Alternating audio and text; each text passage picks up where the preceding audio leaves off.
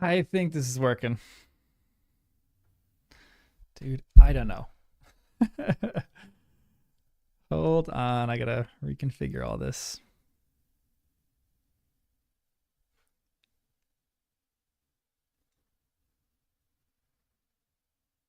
Let's move the clock. Wes, relax. Can you guys hear me? Got two people watching with me. Fun. I'm so excited for this actually. Had a long day and I just need to unwind with some Harry Potter. You know what I mean? Nice, perfect. What's going on, guys? I'm glad that you guys are here. This is gonna be fun. Um, I am going to put a timer on this, so in case you guys want to watch along, it's 1:15 in Amsterdam. So, I'm sorry, Don or Dan?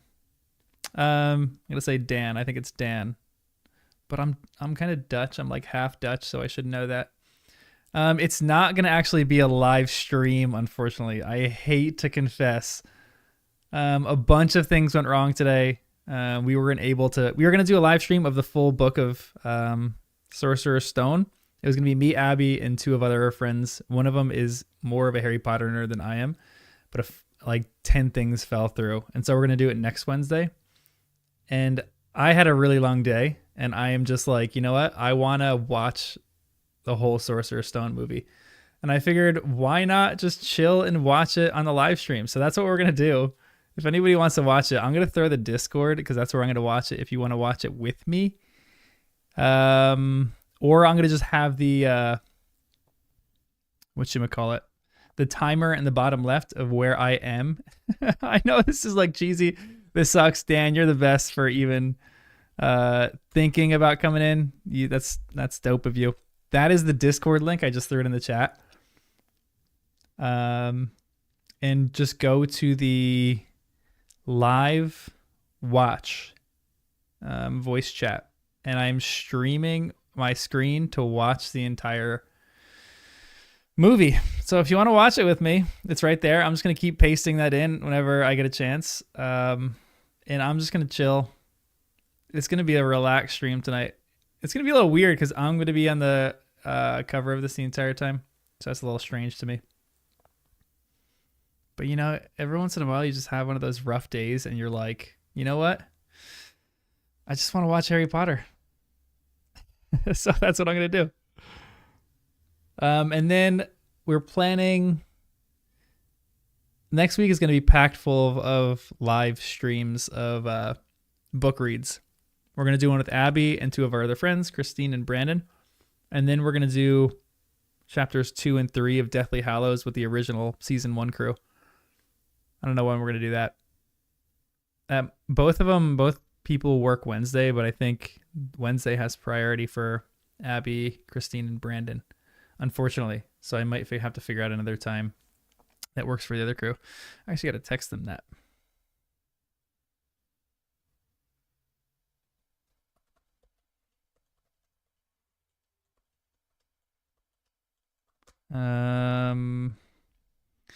No, you didn't miss season 1 crew watching the 6th movie. I got a ton of people recommending that we don't watch the 6th movie yet. Honestly, I kind of regret that too a little bit. I actually almost wish we watched it.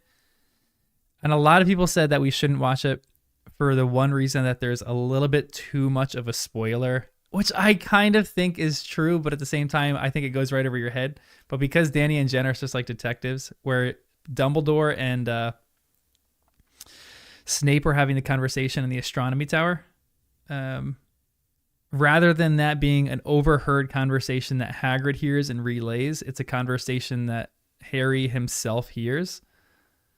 And yeah, Maria, I am desperately trying to throw weekend streams in. That's like, I was free this whole weekend and I was like, guys, please, can we do a weekend stream? But Danny and Jen have a wedding and it's like a state away in the States. So they're going to go there and they're staying for the whole weekend. So that's a little bit of a bummer, but I promise you, we used to do Saturday morning streams used to be the best thing for us. We used to do Saturday morning streams all the time. and it's kind of fell through a little bit. But I am desperately trying to get back to that, I promise you. I don't think we're going to do a ton of Saturday ones with Abby, but I think with the other crew, I think we're going to be able to like do some full Saturday morning streams. That's what I'm hoping in the future. And I'm hoping that for the end of the book that we're only just doing it on Saturday, because Saturday is like our best day too. Even Danny and Jen have said like Saturday there's a different energy and it just feels a little bit better. So I would love to do a Saturday morning read, and like a Saturday morning where we live read the books, do a live read, and then do a discussion after. That would be like the best. So I'm slowly trying to convince the crew of that, but I haven't even broached the subject yet. But I'm hoping to do a Saturday stream soon. As you guys know, this isn't a normal live stream. I'm placing a Discord link in the stream. I'm gonna watch the first movie because it was a long day and I need to unwind. So if you want to watch it with me, there's the Discord link. I can't stream it on YouTube, obviously, so I'm just gonna watch it and I'm gonna talk through some of the movie. I mean, it's annoying sometimes when someone talks through the movie, but it's kind of fun too. So I'm just gonna sit, talk through some of it, talk through some of my favorite parts, and then maybe just shut up and watch. And then it's gonna be fun. So I'm excited. But yeah, we haven't watched the. Not you, John. Wait, what did I say? I don't know what that was in reference to. Yeah, we haven't watched the sixth movie because of that one scene with Dumbledore and Snape. Oh, I'm not annoying. I am very annoying. Thanks, Maria. You're the best for saying I'm not annoying. But okay, good. I'm gonna talk through a lot of the movie anyway because I have a lot of thoughts on this one. Although this one is almost a shot-for-shot remake of the first movie. There's a few things that they changed that I want to talk about when we get there, but I'm excited to talk about it with you guys and see what you guys like. So I'm actually kind of excited for this stream. But yeah, again, we aren't doing the sixth movie. We didn't watch that with the season 1 crew because of that one scene with Snape and Dumbledore possibly giving too much away. And Danny, every once in a while when I stream by myself, I kind of get paranoid that Danny's like watching in the chat right now. So Danny, Roland, if you're watching right now, Danny from season 1, throw something up in the chat. Let us know that you're here. When I was a long time ago in the summer when I was streaming the video game, Danny would pop up in chat when I was streaming that, and we would just like, he was sometimes the only one that was watching, and we would just talk about the video game and how we liked it and everything like that. That was kind of fun. So yeah, I'm gonna watch in like 5 minutes. I'm gonna start it at 7:30. So yeah, feel free to hang out and watch with me. But that is all this stream is going to be. Sorry to disappoint. I did say earlier on the Reddit and on our Discord that I was going to do a discussion with 2 of our other friends, but that discussion is not happening, unfortunately. A lot of things fell through. This is just going to be a watch through of movie 1. And I'm like, maybe I'll just keep doing this because I really enjoy these movies. I view them as completely separate works of art. I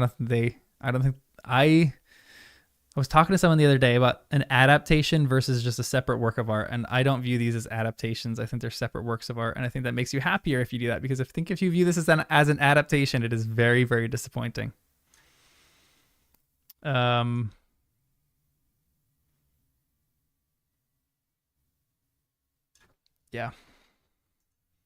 Especially, like, I threw this out on the normal Harry Potter subreddit, because sometimes I'll throw some comments in there because I want a larger audience's perspective. And I threw it out saying that I think the 6th movie is honestly the best one. And a lot of people agreed with me. And a lot of people said it was because people view this as adaptations, which they are adaptations. 100% they are adaptations.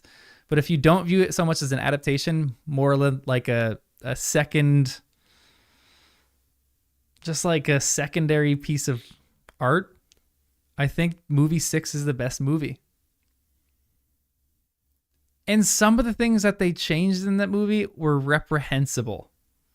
But some of the things that they changed in that movie were wonderful. I talk about this I will talk about this till the day that I die. The scene with Francis the Fish is one of my favorite just period movie scenes of all time. I think the acting, it was Jim Broadbent. The acting in that was just phenomenal when he's talking about Francis the Fish and Lily and how Lily, oh my gosh. I thought that was an immaculate add to the add from the books to the movies, because the books don't have that included at all. I saw the movies and didn't care about it history at all. Wow, that's interesting, because a lot of people, they watch the movies and they love it. Like Jen's sister and her brother-in-law, they only watch the movies. So we're trying to convince them to read the books. And Danny and Jen might actually do their read through, which I got to talk to them about this, but they might do their second read through with Jen's sister and brother-in-law, which they're hilarious. So that would be really, really funny. So I'd be really, really into that. But they are obsessed with Harry Potter, the movies, but they've never read the books, and they've never really had an interest in reading the books. I'm like, how do you not have an interest in reading the books after you've seen the movies?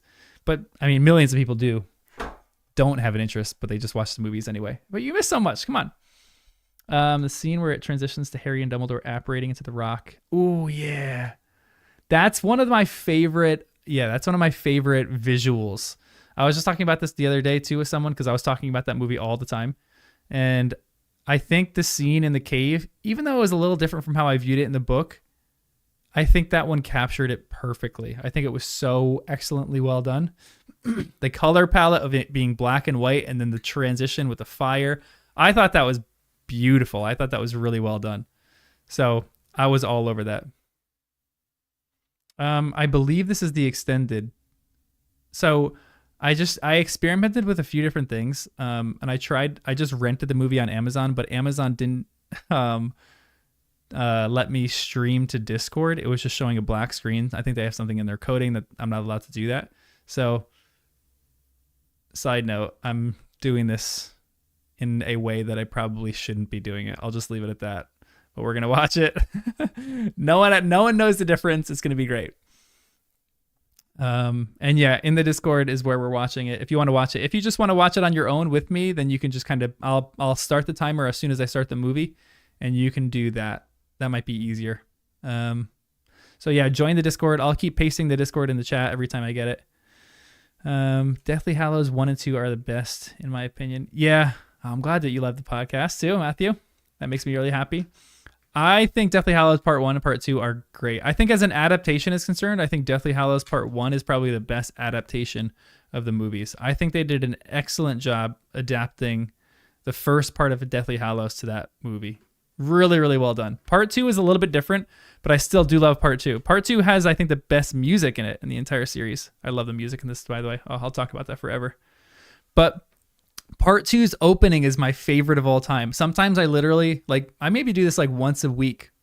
You know, everyone talks about the Roman Empire, men think about the Roman Empire multiple times a week. I think about this scene multiple times a week. In the very beginning, when Snape is sitting or standing in that weird little archway, looking over the students, and their students are marching into the school. I don't know why, but I think that is visually the most beautiful scene shot in Harry Potter. I love that because it makes me so happy. They play, you know what they play, the music that they play. I can't ruin anything because if I say anything, it's going to because Danny and Jen haven't gotten there. And I'm paranoid that Danny's in this chat right now, sneaking glances, but he's not.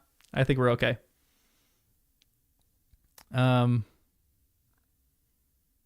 Yeah, agreed. I think John Williams, even in the beginning, this is such an iconic score. We're going to literally start this movie and I don't have my watch on. In what time is it? In 2 minutes. And I think the beginning of this movie is one of the most recognizable scores of all time. So I think he did his job. But I think later in the movies, Lily's theme is one of my favorite pieces of music, just period. I think it is absolutely beautiful. No, he didn't. He didn't text me and say that. So maybe I just gotta text him and say, don't watch. But even if he does watch, I don't think he's gonna. I think he can if he wants. Yeah, Obliviate soundtrack. Oh yeah, it's a great one too. When they're Oh man, there's so many good ones. Um, if you don't know about Horcruxes and Deathly Hallows, you don't quite get it in depth from just seeing the movie alone. Yeah, it is kind of true. Agreed with that, but I just didn't want to take any risks, and that felt like a little bit too much of a risk for both Danny and Jen's sake, because they're such detectives into this stuff. With Abby, even forget about it. Like I'm like really trying to keep her back from watching any of the movies because she is like keyed in on trying to figure everything out, which she's not, obviously, but it's still fun. Scene in part 1 when Harry and Ron fight. Yeah, that is a great scene. There's so many really, really good scenes in Deathly Hallows part 1. I even some of the corny ones that aren't adaptations from the book, I think are really, really well done.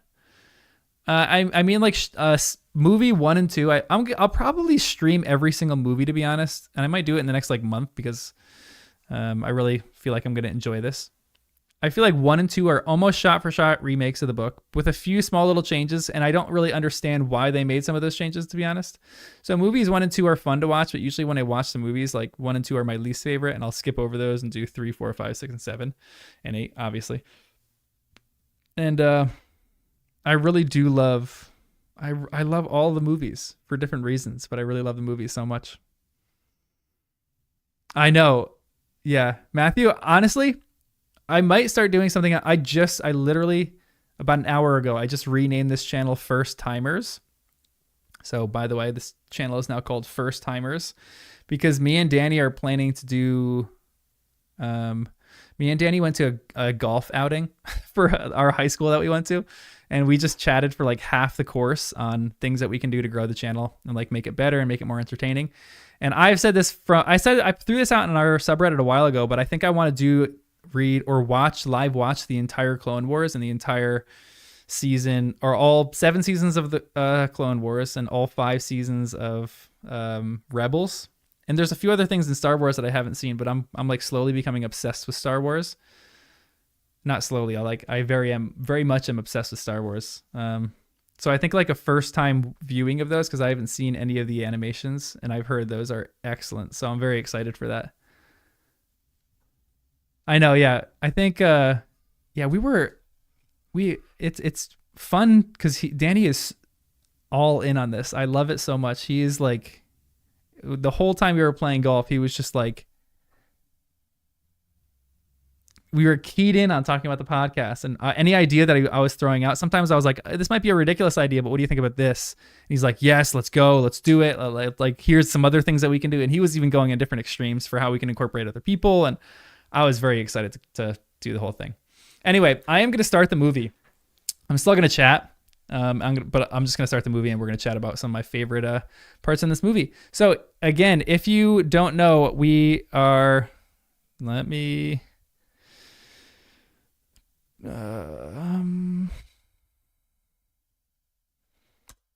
pasting the Discord link in chat. Just pasted it. If you want, you can, I'm going to put the timer on. As soon as I start the movie, I am going to start the timer, but I'm watching the movie on that Discord, on our Discord right now under live watches. If you want, you can watch it that way. So I am starting the movie. I'm going to put a timer up there. All right, here we go. Starting the timer. Starting the movie. Hold on, I forgot to do this. Okay, you guys can't hear the movie on YouTube, correct? I think you could only hear it on Discord. I'm looking at OBS right now, and I'm not seeing any audio come through except for my mic, so I think we're good. Okay, perfect. Thank you, Kevin. And yeah, agreed. I think viewership of a long series like that would dwindle, but I honestly would just do it for fun because I've never seen it, and I feel like it'd be fun to document that for other people who have never watched it before, or who have watched it and want to watch it for the first time. So I'd be the first timer in that occurrence, which I think would be really, really, really fun. All right, join me on Discord if you want to watch it. This makes me laugh so much because this was Abby's favorite part of the freaking books, when the cat transforms.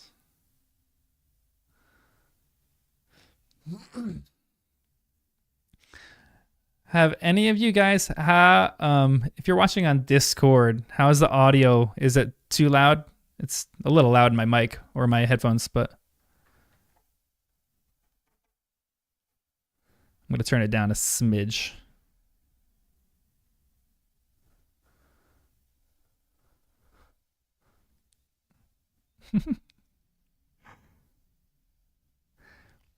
Have you guys I'm sure a lot of you guys are into other Harry Potter podcasts, but have you guys seen or watched or no, listened to? Wow, I'm an idiot.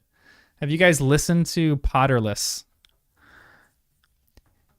Side note, it's my least favorite Harry Potter podcast because they don't treat the text seriously. Oh, I love this. And they make fun of the books so much. It drives me crazy. And one part they always make fun of is that they call this a put outer rather than what they call it later, the Deluminator. And I'm like, dude, like, stop making fun of this stuff so much. The Super Carlin brothers are my favorite with what they're doing for their through the Gryffindor.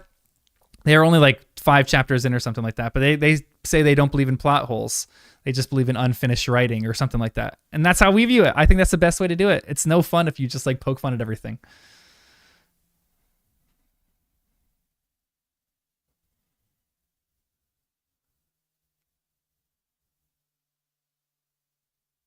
I'm glad, Maria. We're the true first timers. Not really. They like got to it first before us, but I still think we're better than what they're doing.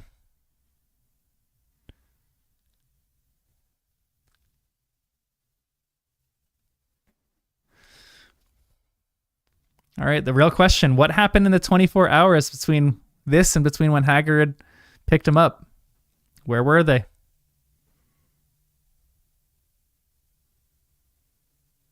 Yeah. Oh yeah, I kind of like Put Outer too, to be honest. Put Outer is a great name. Like it has to be headcanon here that Dumbledore put some magic bubble over him to keep him free from all the elements because it was cold. This is when in the middle of November, I think. Wait, when is this happening again? What's the month that this is happening in the books? I think it's November or October. October, that's right. Halloween, that's right. It's probably freezing. It's like, what is Surrey North England? I don't know where Surrey is in relation to England. I think it's north of London. Wow, that got loud.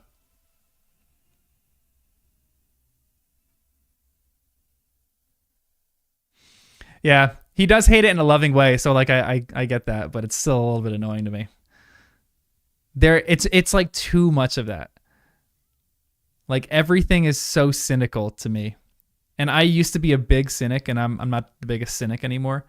So I like being a nerd and just nerding out about this kind of stuff. Hagrid's keeping him warm with his beard. Yeah, it's probably the truth.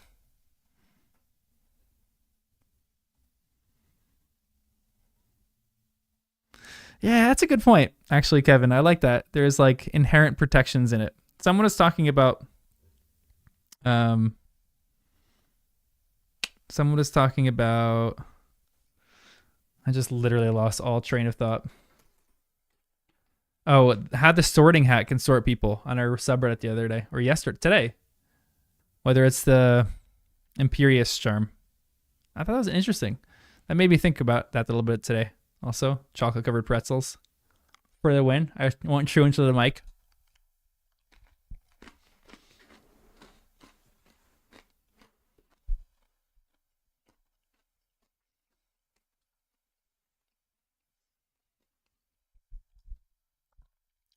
You mean Potterless is too American for you? Or cynicism is too American? Because cynicism is very American.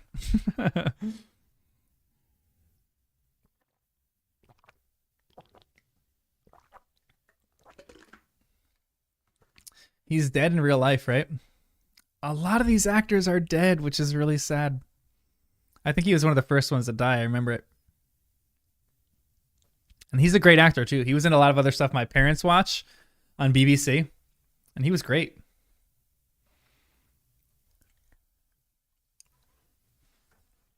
I'm sad Piers Polkus isn't in this.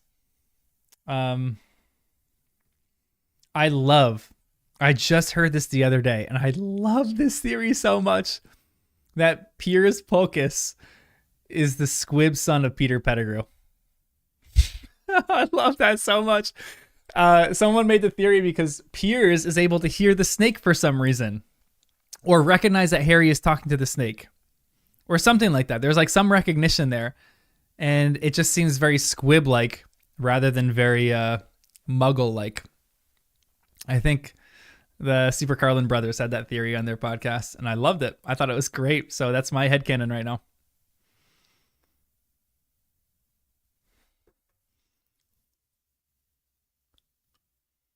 Bred in captivity.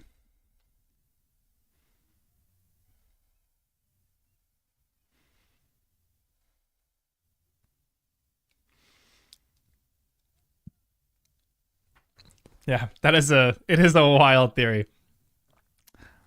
But it's entertaining. I like wild theories.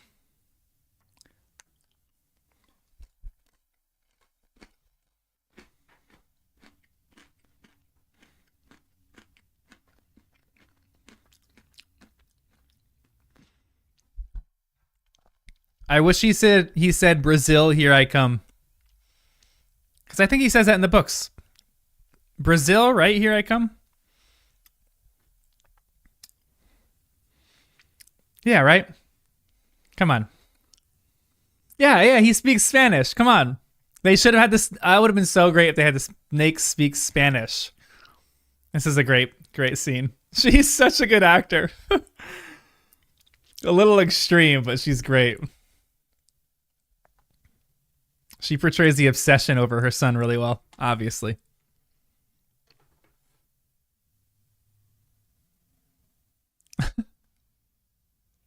Spears is definitely a byproduct of that. Yeah, that's actually a really good headcanon that he would satisfy his human desires because he's pretty gross, and I feel like he would do it in a really gross way too.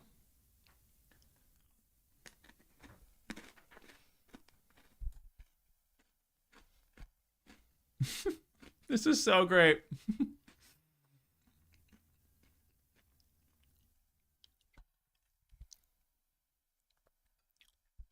Father, just look at him.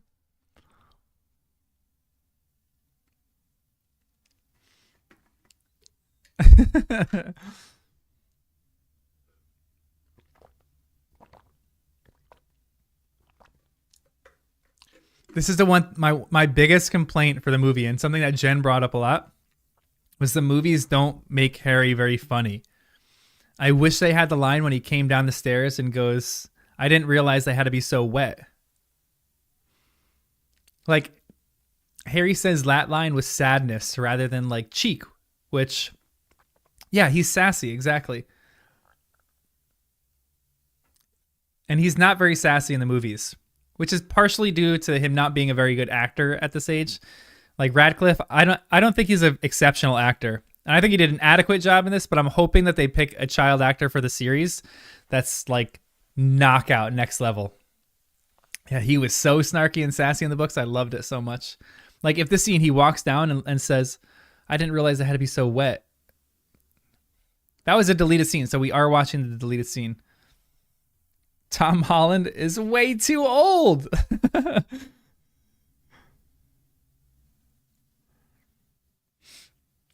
Yeah, I think this seems like a very, maybe this is a weird thing to say, but a British adaptation that he's like a poor orphan boy rather than a snarky, sassy, funny adolescent who like snark and sass is his way to survive.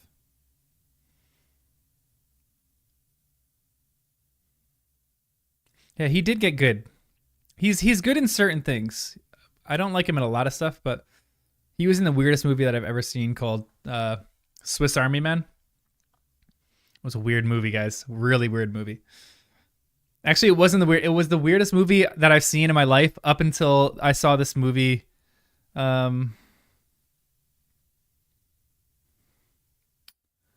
I forgot what it was called, but it was about. It was a Swedish movie about these people who are like real life trolls.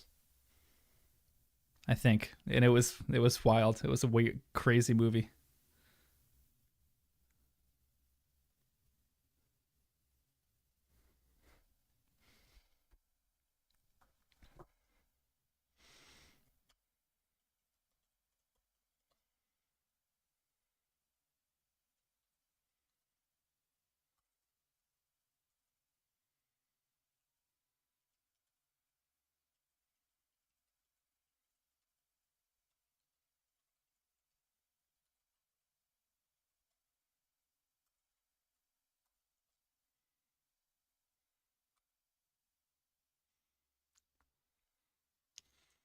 Swiss Army Man was a good movie, but it was just weird.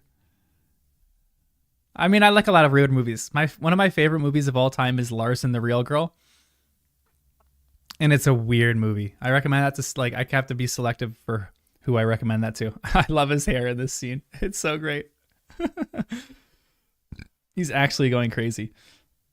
But I love favorite one of my favorite movies is Lars and the Real Girl. If you haven't seen it, highly recommend it. Ryan Gosling's best movie he ever made. Easily his best movie. And I love Ryan Gosling.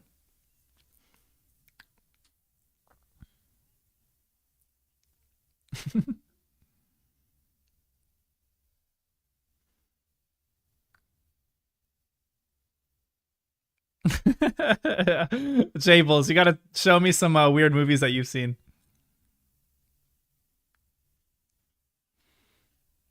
This is the infamous scene. Youngest seeker in a century, and he literally can't catch a letter.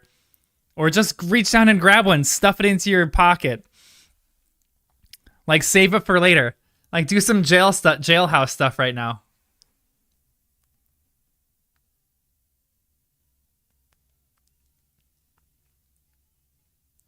I know. This drives me crazy that he can't open a single letter. Or like they're gonna literally have to burn down the whole house in order to stop all the letters because the letters are literally raining down from heaven.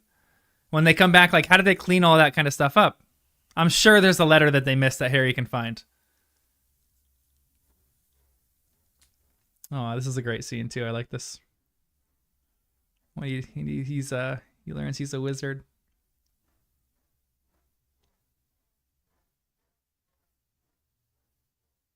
I've heard the new Percy Jackson show is pretty good. I might do a first time read of that, just like maybe with the season one crew or something like that. That could be like the second book that we do because I've heard that's pretty good.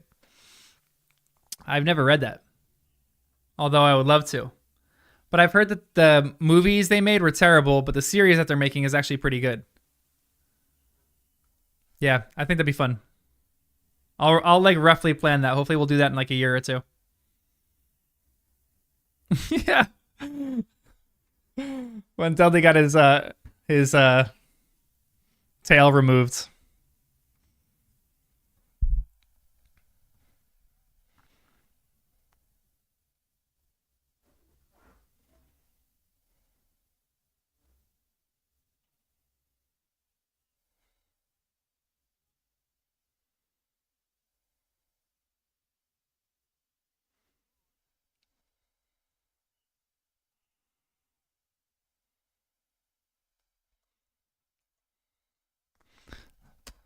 I'm texting my mom, everyone, so sorry.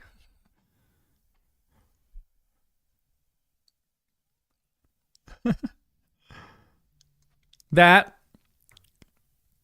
drives me crazy. One of the worst adaptations changes that they made. That Hagrid literally doesn't recognize Harry, even though Harry is hiding right there. Oh, that drives me crazy. That he would see Dudley and think that he is. And in the books, he spells "Happy Birthday, Harry" correctly as well. They really did him dirty in the movies that he can't spell. I feel bad that he can't spell. Wow, Stranger Things in a pig's tail. Wow, that's sad. Yeah, it drives me crazy that he can't spell in the movies. Yeah, that's kind of true. They did have him eating the cake, and then that's why he made him a pig, which I thought was a good adaptation. Yeah, you look nothing like your dad, and you don't have your mother's eyes. But this is Harry, the one. Jables, good having you with us for a little bit. Enjoy dinner.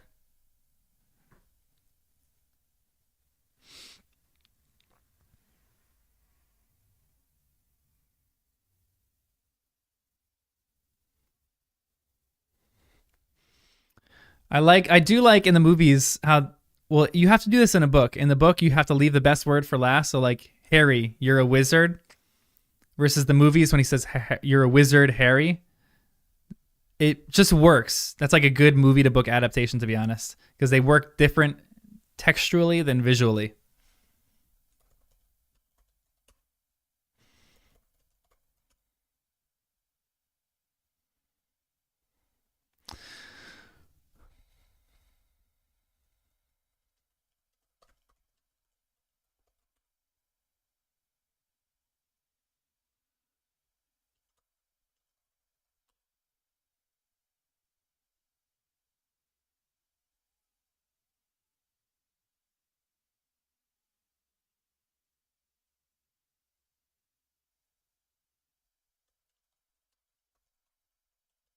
Anytime I take a talk of chatting, I'm probably texting my mom.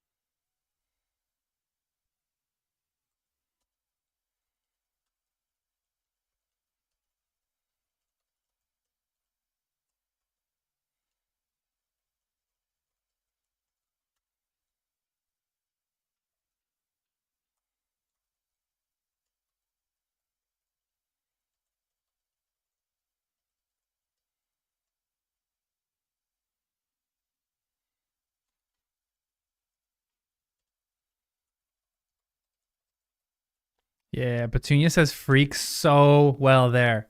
Her acting is great. I don't know what her name is. I gotta look up her name.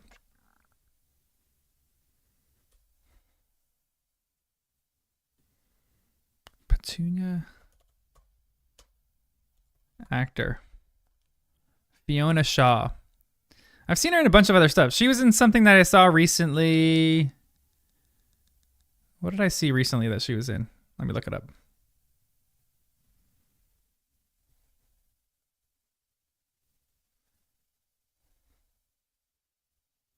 Oh, she was in Andor. So good in Andor. Yeah. She was fantastic. Oh my gosh, I loved Andor.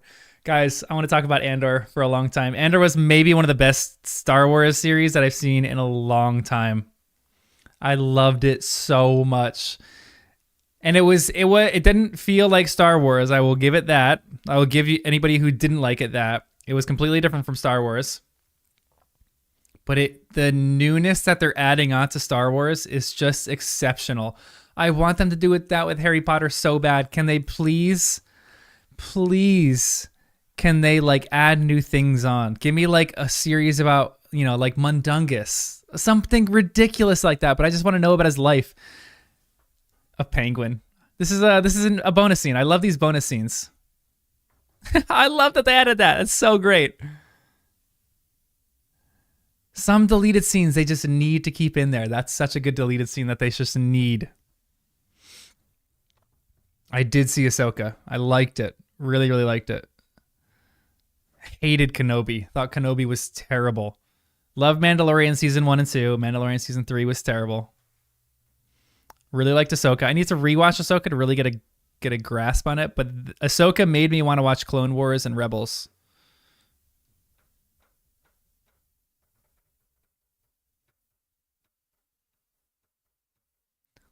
See Harry.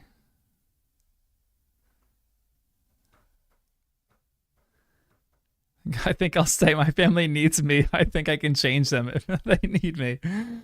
Huh.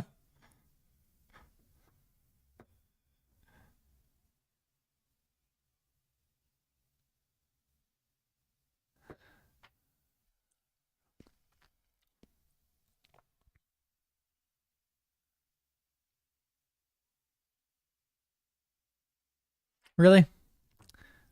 I thought Ahsoka had good potential where they're gonna go with it, to be honest.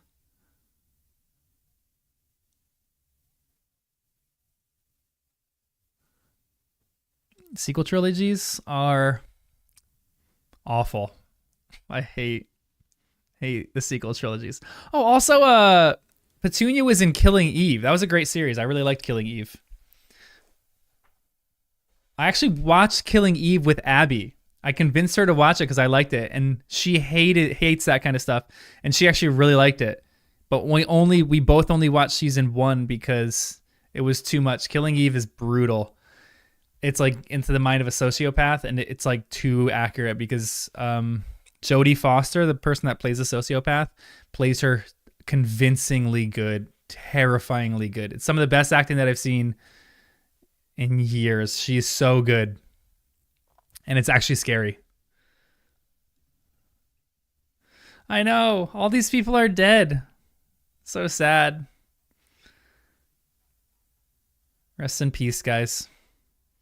Yeah, I am looking forward to season 2 of Ahsoka. I think that's going to be good. But I just want them. I feel like what Star Wars is doing with like coming out with new ideas, attack angles for Star Wars is exactly how I want them to treat Harry Potter.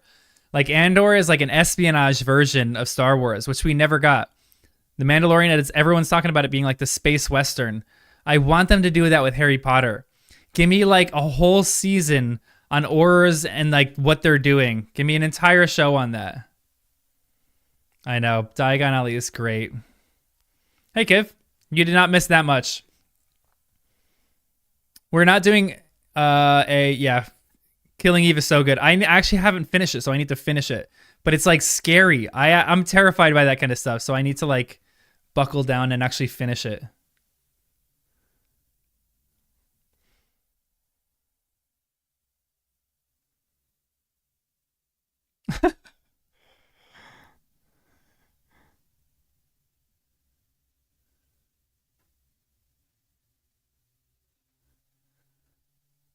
Jordan, hold on. Is that my brother, Jordan? Is my brother in the chat? It'd be so funny if he was here.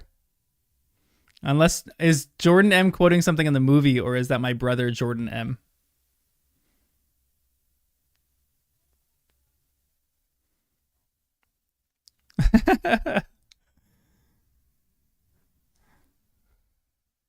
Guys, I think my brother's in the chat. What fun. I gotta text him.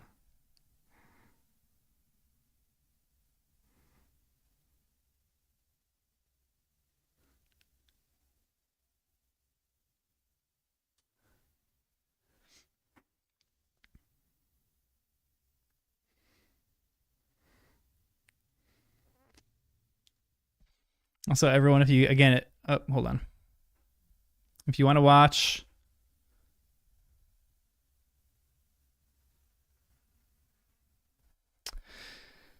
where's the Discord? If you want to watch the movie with me, there's the Discord link. I should have posted that earlier.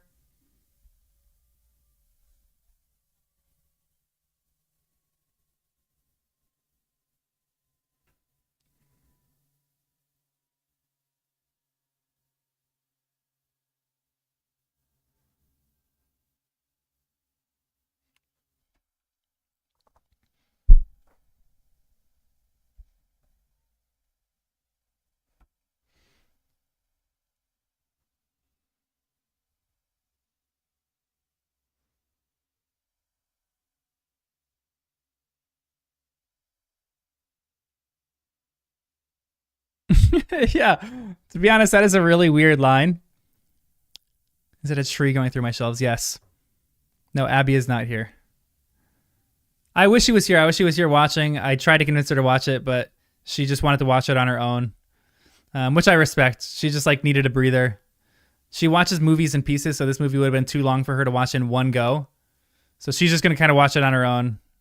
And she's going to give me her thoughts on it. Maybe we'll do a podcast about it later, but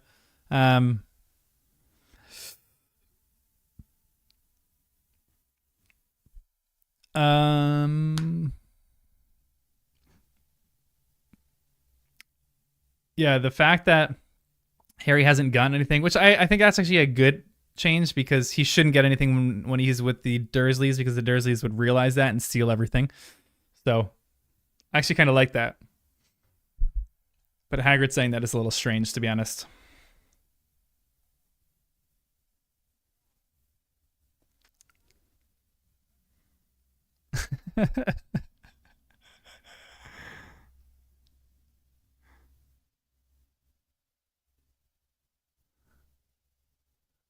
Trying to find out if this is my brother or not, guys.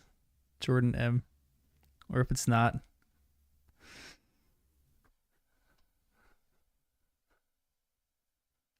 He hasn't answered my text, so maybe it's not. Maybe it's a different Jordan M.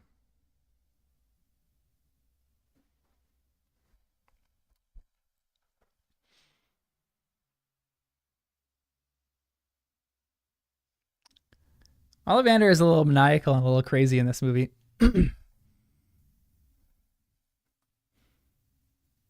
He has like crazy eyes rather than like excitement over um like finding finding the right wand for Harry.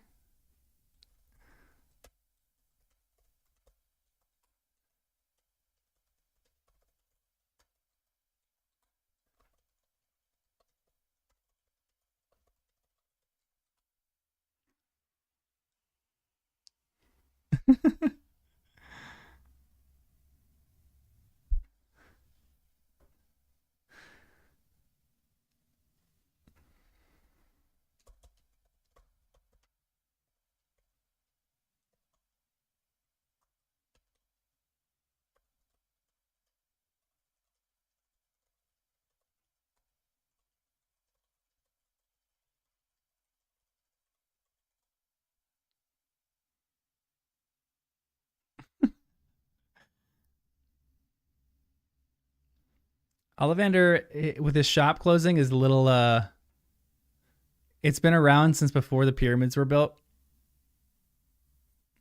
And oh no, before the Roman, but not, I always said before the pyramids were built. His before the Roman Empire began. And it's gonna close in the year that he leaves and he dies, because no one knows if he has kids. I don't know. I feel like it might not be like a family thing.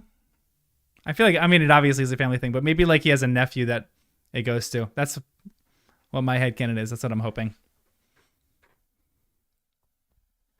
I think this guy died too. All these people are dead.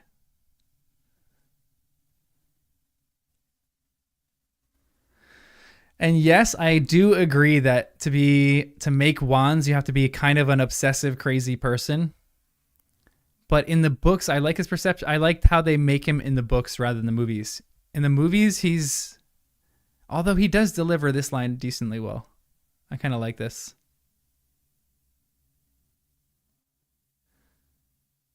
Actually, to be honest, I feel like he does portray him well because in the books, and Abby left like a note of this in the books.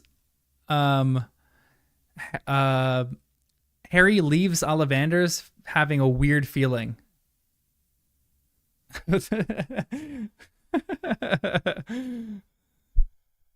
He might have been. I feel like JK wouldn't want to touch any of that kind of stuff. Be too afraid of blasphemy and really angering certain communities.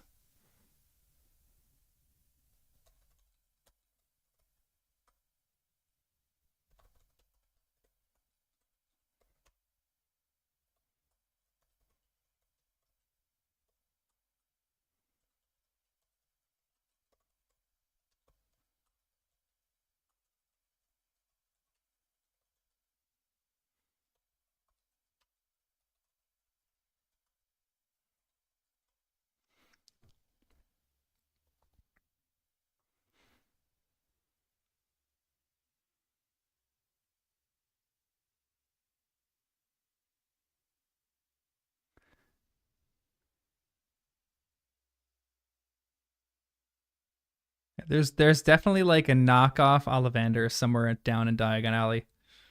Like I need to start online vendors.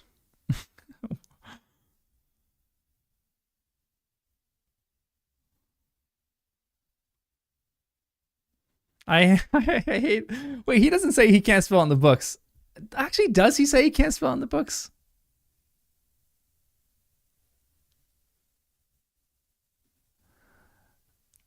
Sometimes the first movie parallels so much with the first book in my head that I have a different time of differentiating that. So he does say that he can't spell it, which is probably why they made the decision to not for him to not be able to spell Harry, Happy Birthday Harry at the beginning. So that's probably where they came up with that decision, but still a poor decision altogether. Spelling Voldemort is different from spelling Happy Birthday Harry.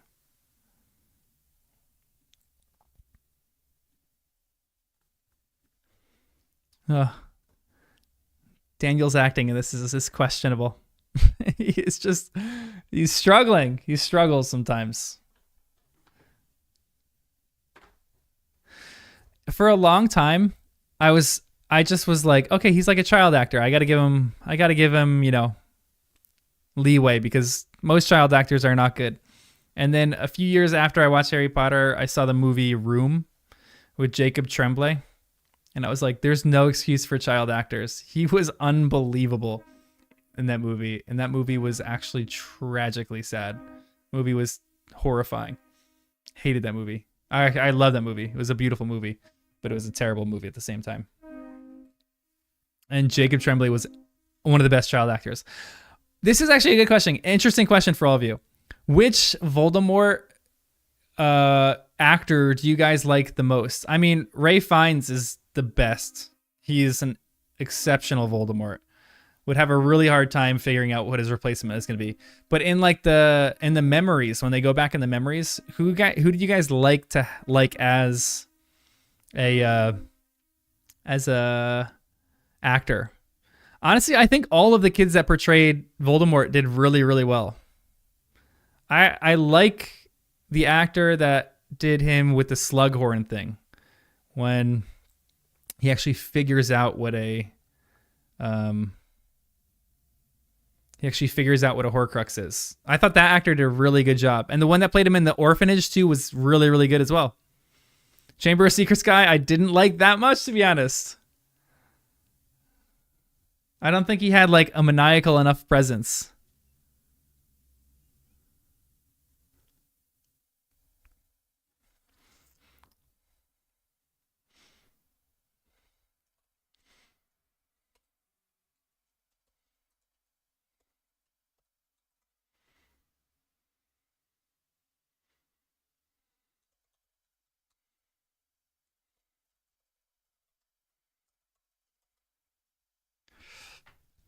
Yeah, Jen does have a crush on Voldemort. And Abby has a crush on Snape. Guys, that was so funny when we were talking about the hot tamale. And Abby was like, well, I take it back with the hot tamale. And she was about to say Severus Snape and didn't. That was so funny to me.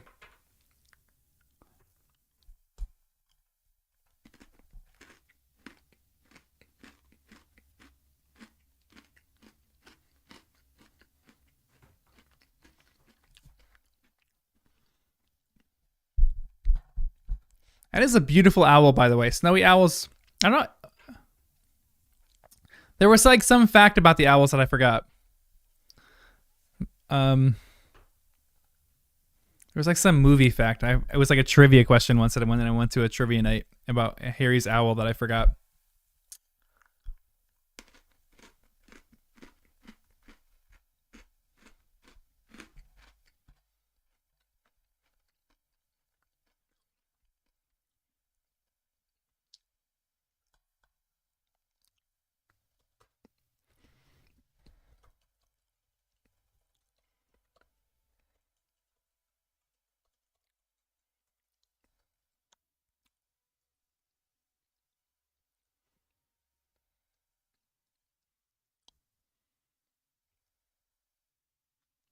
This music is great. How do you not say John Williams crushed it from this score?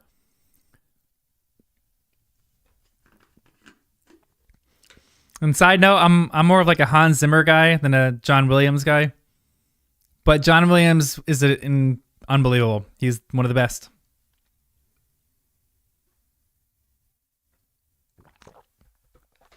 Also, I'm not a big music guy, but I'm a big film score guy.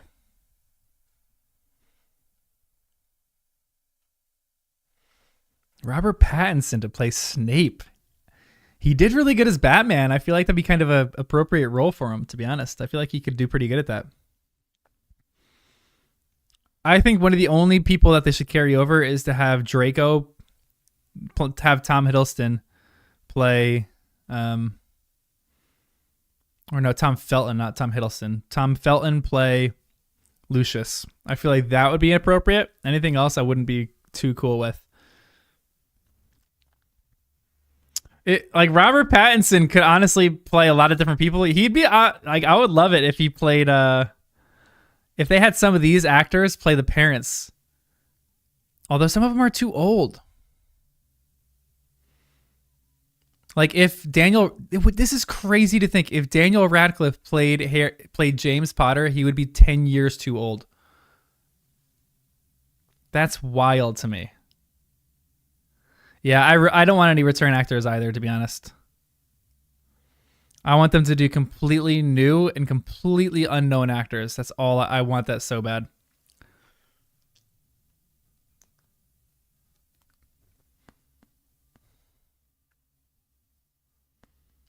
Phantom Thread was a great film score.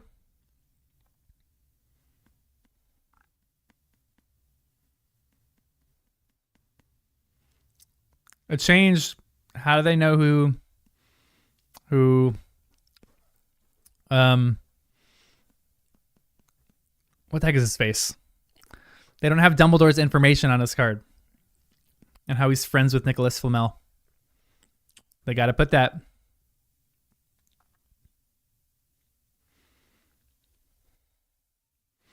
Out of the trio, who is the best actor? And why is the right answer Ron? Rupert Grint is so good.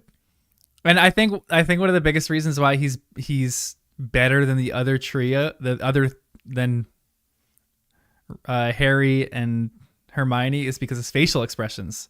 He is like that. Like that's perfect. He's just such a good actor.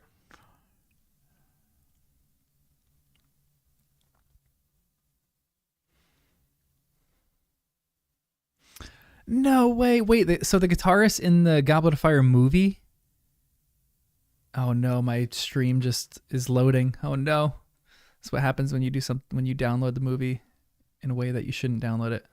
Hold on, everyone. I need to pause the timer. It's gonna give me a second. How do I pause this? Wait, scripts. Scripts. Stop. All right, everyone, hold on. I gotta refresh this movie because it's stopped. Hold on. Uh-oh. If you're watching, shut your eyes.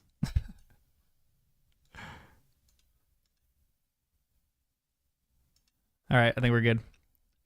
I'm gonna start the stream, or we're starting the movie again, but I gotta wait till start the timer for another 15 seconds.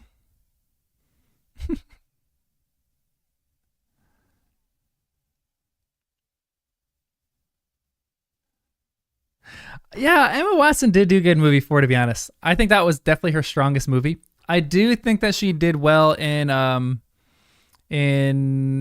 start the timer. All right, we're good. We're back on track. Hopefully it doesn't conk out like that again. I do think that she did well in Deathly Hallows Part 1. I think she did really well in that movie, actually.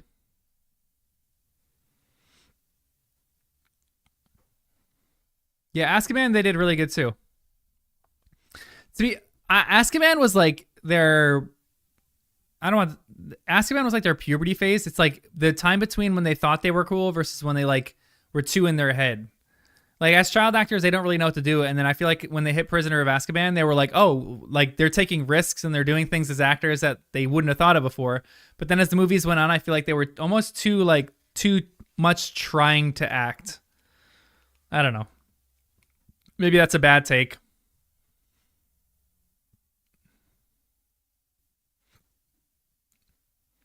Wait, hold on. I was saying before, the Apollo.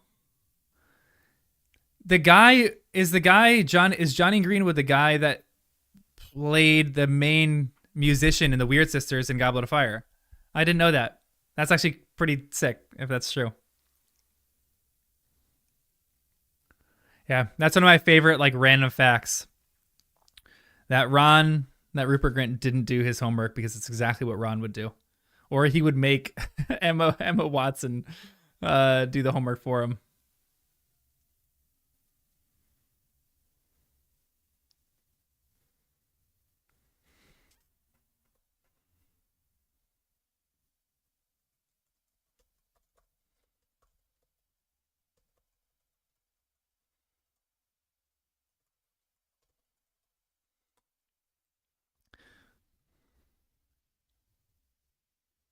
The main musician was the leader of the.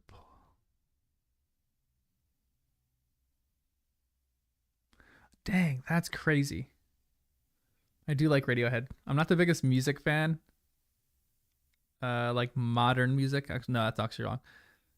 Like band artist kind of fan.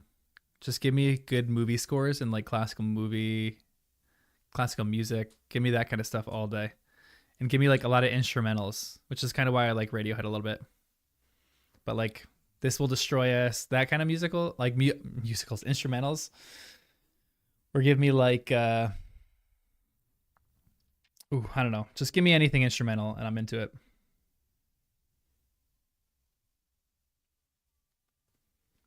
Tom Felton did a good job.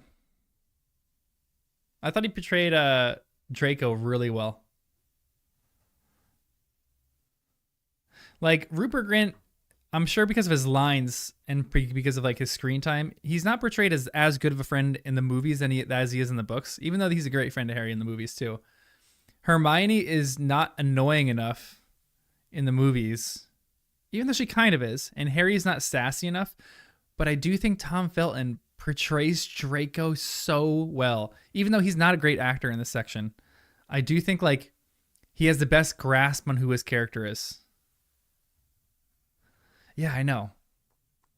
Even his like sadness and depression and confusion in the last two movies was really really well done.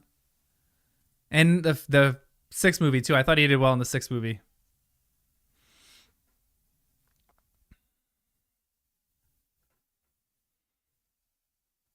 Oh, this music is great.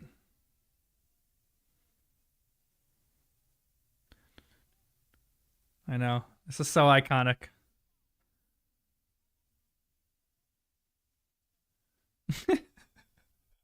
That's so cute. Yeah, for real. And Ron is a physical being in the books. One of the weirdest lines of all time is that movie.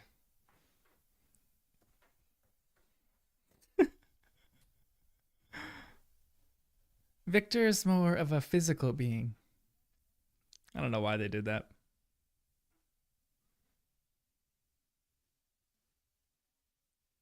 Such a weird line. Filch nails Filch. If I'm being honest, one of the all-time great actors in this series. Also, rest in peace, first Dumbledore.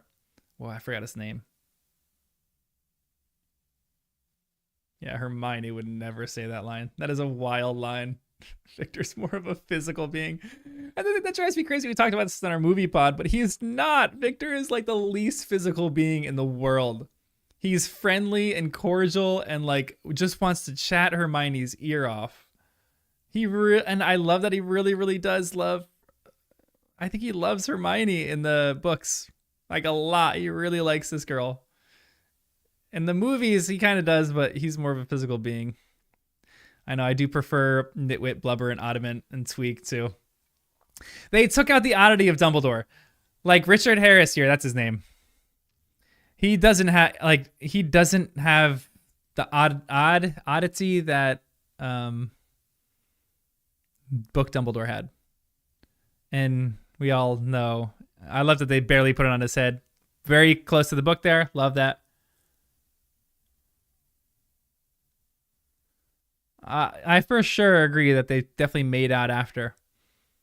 But I still think that it's better that they left that out because the books don't portray him as a physical being, even though like it's assumed that he's a physical being. I don't know. And they just go out of order here, which they can't go in order because then Ron is last. And they have to go in alphabetical order. But I don't know. Yeah, Sir Richard Harris. He's a Sir too. Love that. Like Sir Ian McKellen.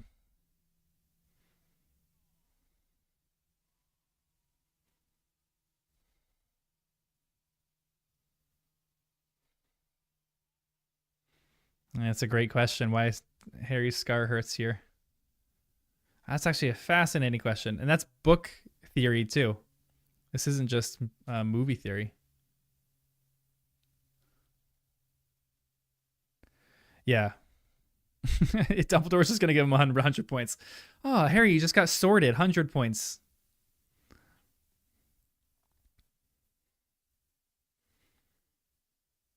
Yeah, Richard Harris and Maggie Smith were in exceptional. They're just exceptional actors. Except like McGonagall, I think Maggie Smith nails McGonagall. I don't think Richard Harris nails Dumbledore here. Partially because I think he's too frail. I don't know.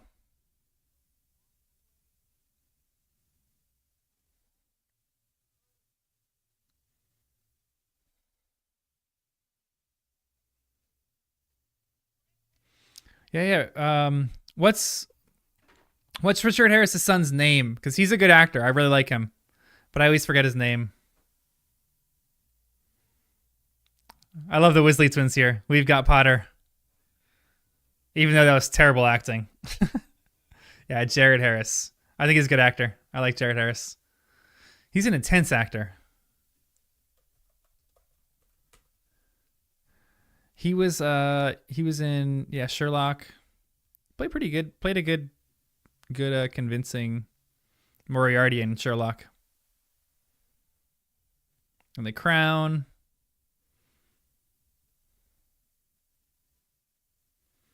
Yeah, he's a good actor. I really like him. What else is he in? Mom's a witch. I love this guy. I think Seamus nailed Seamus. Yeah, it's an iconic quote. Okay, this is actually an interesting question. Yeah, for music here, your question is really fascinating because this is a book theory question as well. Did Harry's scar hurt? When was the first time Harry's scar hurt in this book?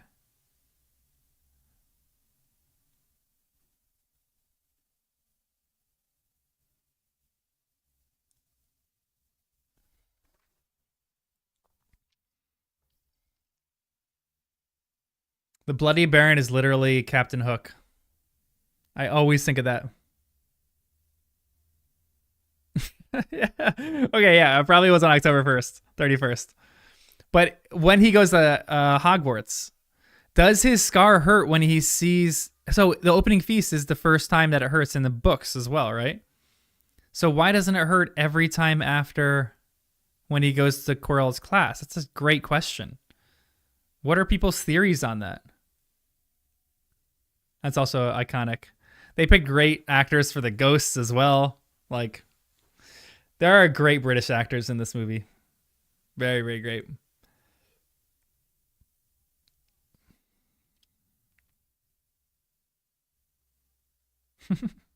It's so cool.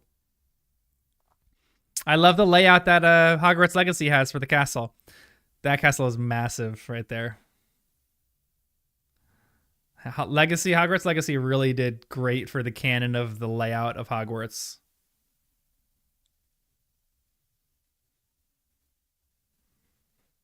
I wonder what... I'm going to throw that out there on our subreddit. Why didn't Harry's... Or maybe I'll throw that out on the Potter Reddit too. Why didn't Harry's scar hurt when he was in Quirrell's class all the time? I gotta try to think of that. Password. Yeah, the layout's changed in the movies all over the place. After they establish it in 3, I feel like they kind of stick pretty close to it, but 1 and 2, it's all over the place.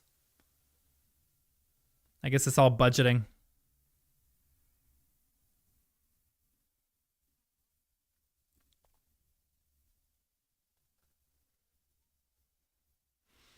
And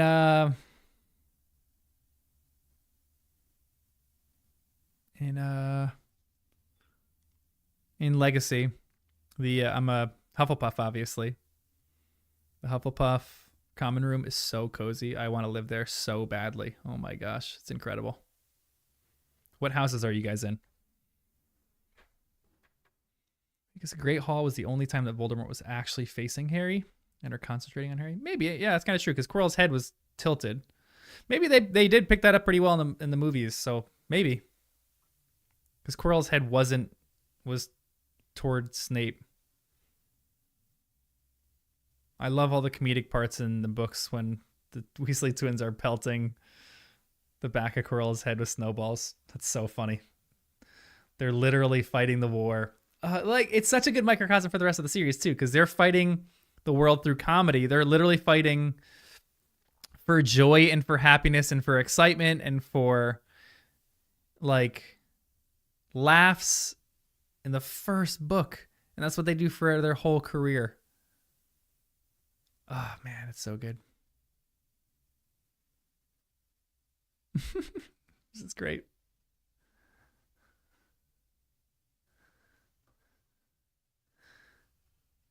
Yeah, Percy is so freaking annoying. Percy does great as Percy.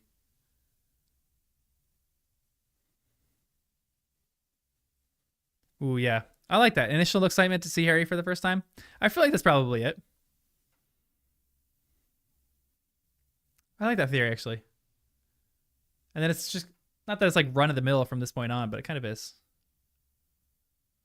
I'm into that.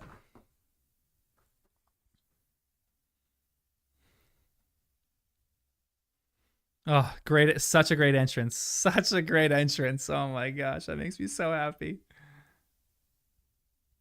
How old was Rickman when this movie came out? Because he doesn't look that old. I would say like 40s. How old was Rickman in Sorcerer's Stone? No way. Oh, no. Age at death. Okay. Whew. What? He's 54 years old here.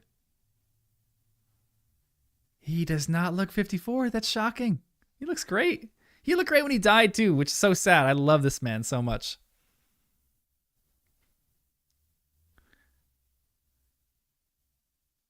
That drives me crazy. This drives me crazy so much because Harry's literally taking notes.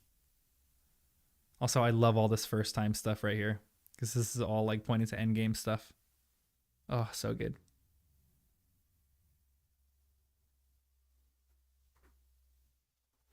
I think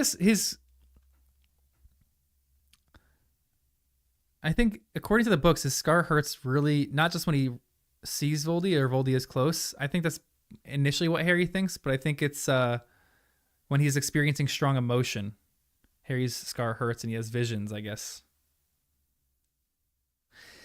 Snape is only 6 years younger than Gambon? No way. That's wild. I guess that's what a beard does to you and white hair. Wow, that's nuts. Yep, Harry is every student in his first year in college lectures, taking notes with perfect handwriting. And then literally every day after that, it's awful. My notes looked so good first day of class, and then it was just awful after that. It is crazy to think book Snape is 30. What's his face? Jim K, which is where's my illustrated copies? These are my illustrated copies. Jim K illustrates Snape so well. Oh, so good.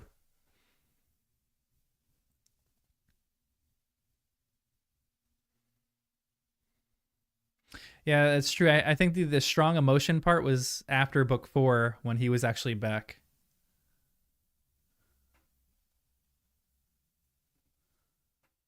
Oh, so good.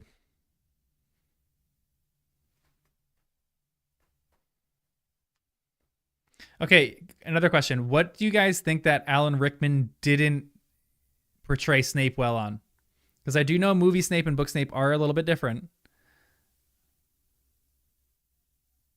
What do you think that he missed?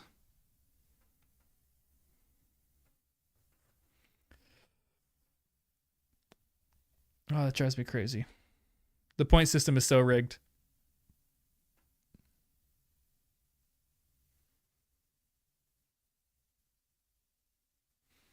Maybe like there's a theory that initially when Quirrell saw Harry, he was like, "Oh, I can kill him right now." Voldemort's like, "Let's go after him." That's when danger is near. And then when everything happens after, he realizes he needs to like bide his time and get the stone, so it doesn't really hurt that much after that. Maybe.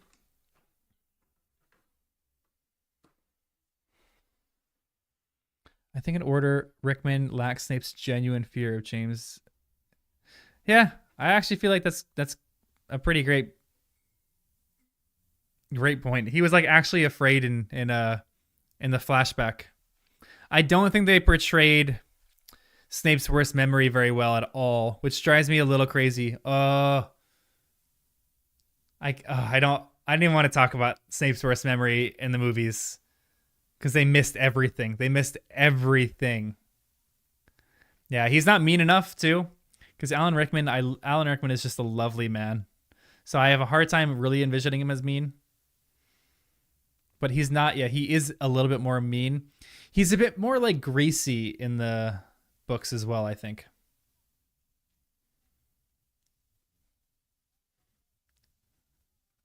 Yeah, yeah.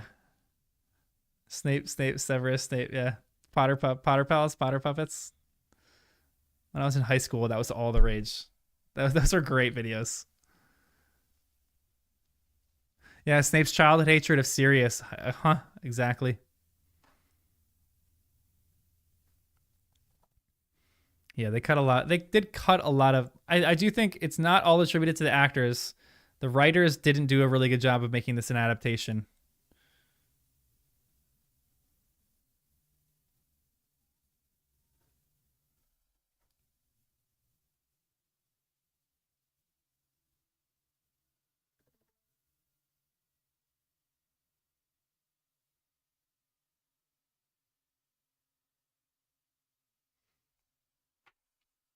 Up, up. I do love this when Harry's wand just flies into his hand. That makes me happy.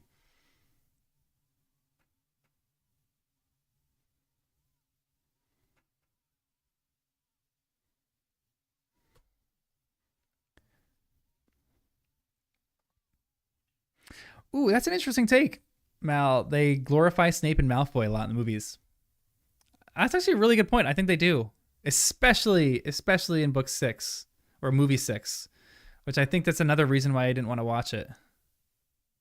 Yeah, screenwriters did Ron so dirty, so dirty.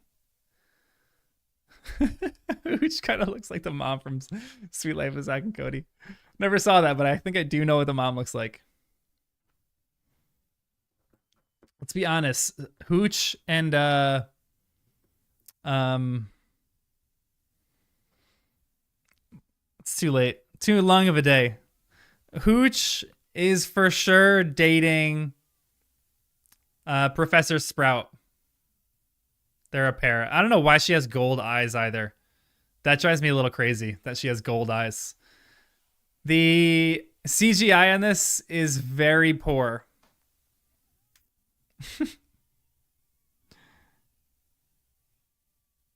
Any Quidditch CGI before book 3 is a little rough. Yeah, Hooch is literally the worst instructor in the entire school. No idea why she still has a job.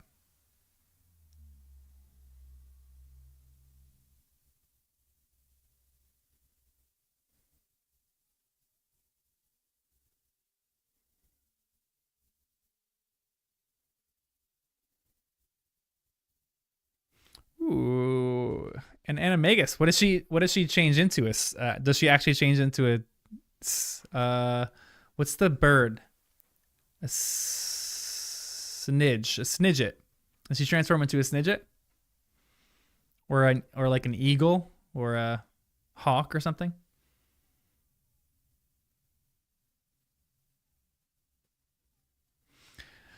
Okay, CGI for O1 is kind of okay. Yeah, for sure, it's okay. And I'm comparing this to Lord of the Rings, and Lord of the Rings CGI just stands up at all times. Lord of the Rings. Oh, guys. I love that movie so much.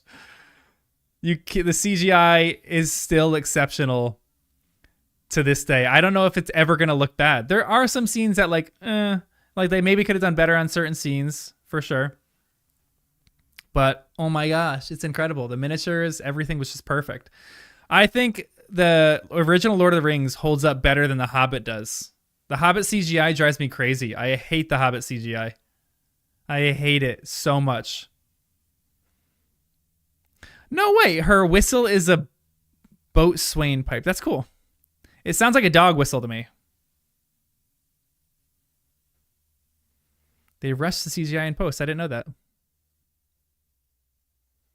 Yeah, Hobbit CGI is awful. I cannot stand Hobbit CGI. And the fact that they shot in 48 frames per second rather than 24, there's a lot of things that I'm going to rant on about with the Hobbit movie being terrible. Hobbit movies. Ugh. Yeah, they're all just watching Neville. Neville is done so dirty. He is done dirty in the books as well. But like, people actually are there to support Neville in life in the books. In the movies, Neville is just a dude living on his own. I feel so bad for him. Oh, you went to Weta? I'm so jealous. It's like my dream to work at Weta, but I'm not like a craftsman. I'm not craftsman enough to do that. That's a cool classroom. I actually like that classroom. No way. Google shows she botched the Animagus transformation. That's fascinating. Dementor CGI was great. Agreed. Jared. Jarrad. Cool spelling of your name. I like that. How was Weta Workshop? What was your favorite part? Have I showed you guys Narsil? What is the Narsil? It's the shards of Narsil, but when they remake the sword, what is the sword actually called? I always forget what the sword's called after they remake it. I have that. I have the remade sword in my closet over there. Jen and Danny used it to cut their cake at their wedding, and it was great. The Weasley twins are not good actors in the first two movies at all, and they become good. But it also drives me crazy that they finish each other's sentences. I've never known human beings or twins in my life that do that. I'm sorry, but that is, ugh.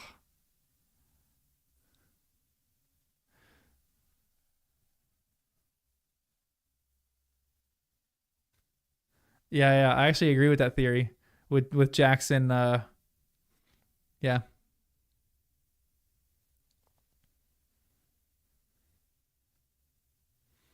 Dementor design from the third movie, because Dementors are in the third movie and in the fifth movie. And in the last movie, right? I really like the third movie. The third movie, they had like a weird, they were more ghostly in the fifth movie when Harry gets attacked. But in the third movie, they were like, I think a little bit more creepy. Like more, I don't know, maybe more mysterious. In the fifth movie, they showed too much of them, like the hand coming out, all that kind of stuff. They were super creepy. Yeah, I feel like it is an identical twin thing that like it's portrayed in all movies, but I feel like it's just a trope, and I don't like tropes that much.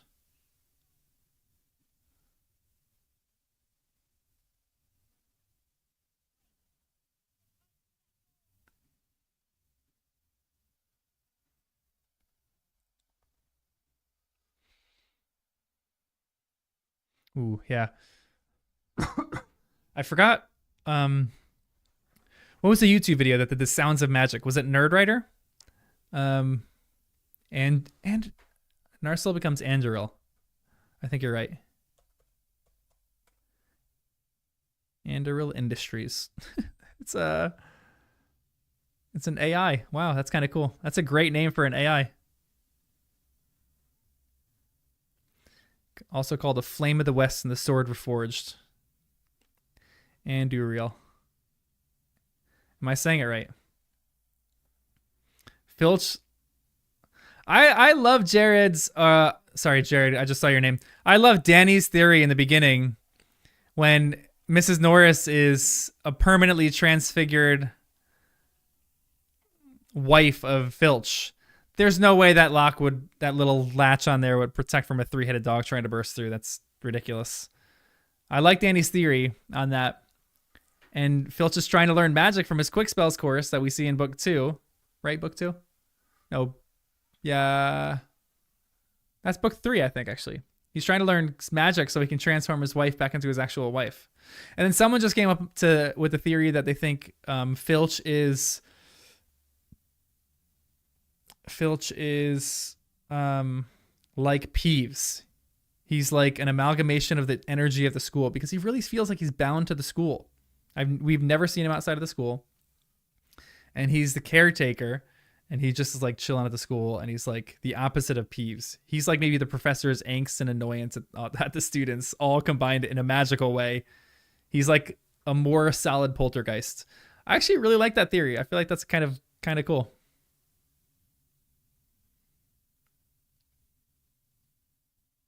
Oh, no way. They made the Mulan sword. Oh my gosh, I love that so much. That is so freaking cool.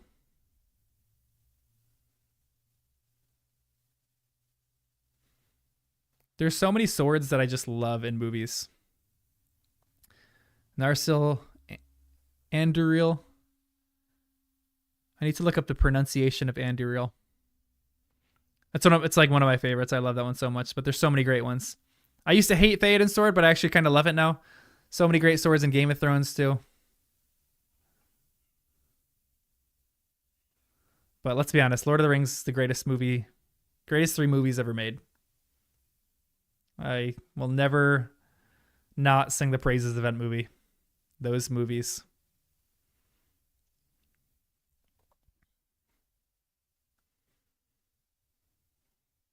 Wait, the same as yeah, the same for Nagini. What's that called? Quick Spells Book 2. I always forget what Nagini, what the term is, what that's called. I think that's a weird concept. It doesn't happen often, but I do think that's a weird concept to introduce into Magic. I didn't love that, but I understand kind of what they're trying to do with it a little bit. I loved their addition in the films of Obscurials. That was fantastic. That was so perfect. And as soon as that concept came out, everyone knew, okay, this is Ariana Dumbledore. It's like, that's it. Maledictus, that's right. It's a blood curse. Oh, it's an interesting thing, but I don't know if I love it that much as like a concept in Harry Potter. I think it could have good implications for things, though. Hermione. Ooh, Halloween or Christmas movie? I'm more partial to Halloween, but I know it's both. It's a Halloween, it's a Christmas movie, it's an Easter movie, it's a Labor Day movie, it's a Boxing Day movie. It's whatever. It's every holiday ever. You can watch this anytime. But I'm like a Halloween guy. When fall rolls around, like right now, there's a chill in the air and it's like beautiful out right now, and that's absurd too. Ron's wand is so ugly in this movie. I love how they transitioned wands, the look of wands in later movies. Like everyone is just boring stick in this movie. And then they got creative. If they had Weta doing the props for this movie, it would have just been, everything would have been perfect. and the sets, and they did everything like that. Oh, it would have been so good.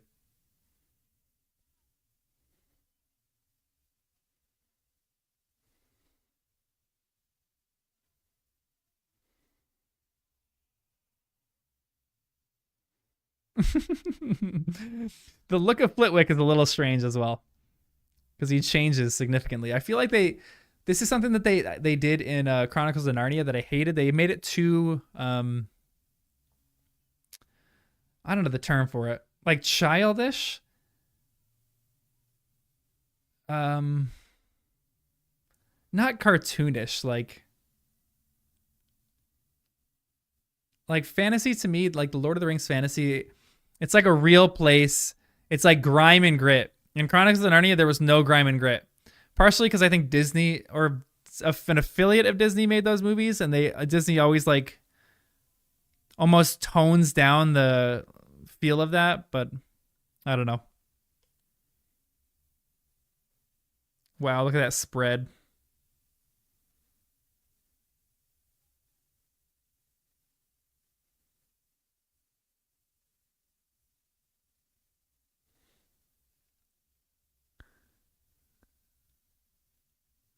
No way, Bonfire Night is bigger in England than Halloween.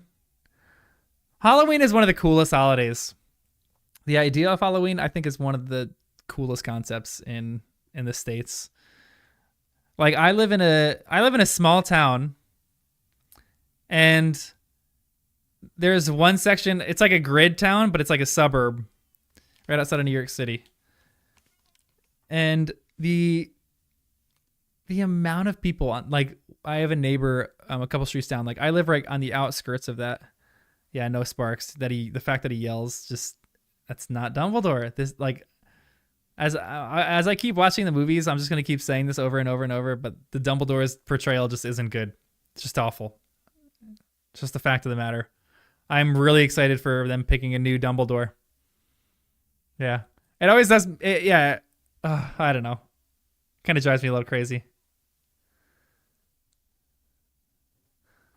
His turban falls off. Plot is spoiled. Um. Oh, Halloween. I have a neighbor down the street, who said that during Halloween, all the people on her block, they literally just sit in their front lawn rather than like answer the door because there's so many kids that come through. She said she had one kid come through probably every 30 seconds for Halloween, and it's just like the coolest time because like the whole community comes out of their house, and it's like the coolest little neighborhood thing. I think it's such a awesome concept of a holiday. Troll CGI is pretty good actually. Wow, Troll CGI is really good.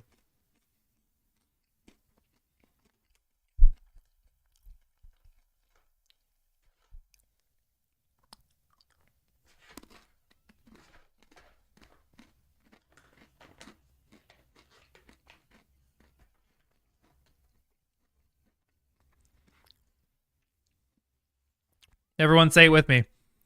There's just some things that you can't. I just butchered the line already. There's just some things that you can't do without becoming friends. And tackling a 12-foot mountain troll is one of them.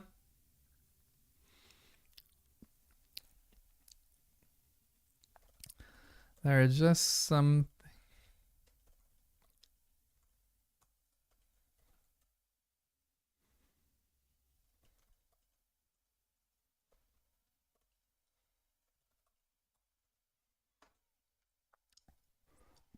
There are just some things you can't share without ending up liking each other. And knocking out a 12-foot mountain troll is one of them. Love that.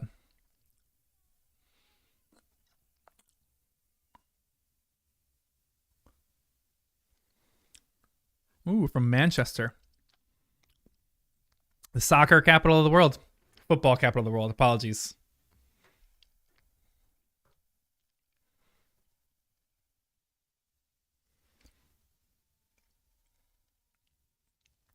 Wait, there's no way that it's practical CGI. Or that there's practical this troll is all CGI, right? I mean, that's like practical right there. That actually is a good mix.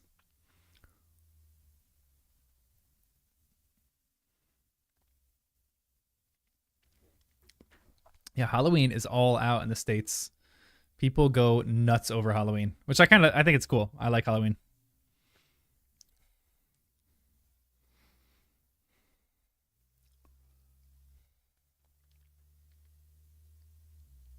I talk about this a lot. Look at Steve's face there.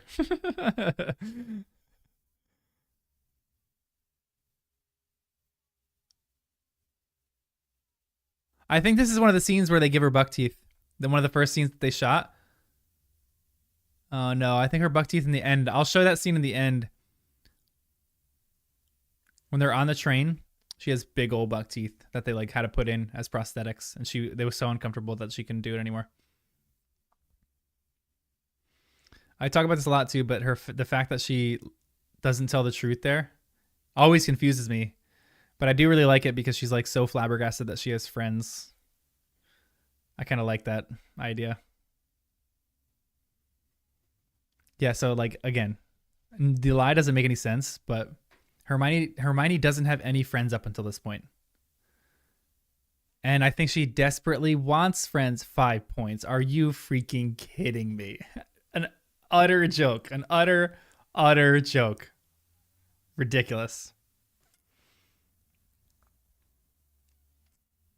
She was still losing baby teeth. No way. That is wild. That's so funny. That's so adorable. That's so cute. I love that. I'm surprised none of them had braces. Like, what do actors do if they're child actors, they have to act in a wizard movie and they have braces? I guess they just don't get selected as an actor. Did any of the actors in these movies have braces? Weird question, but interesting. So was she the youngest when they filmed? I think she was.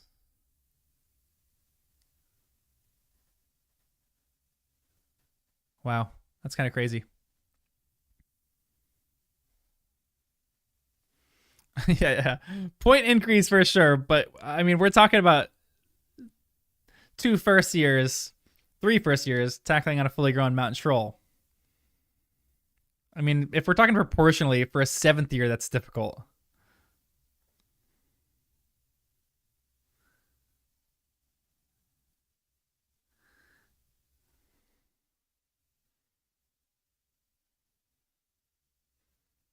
Dang. That would suck.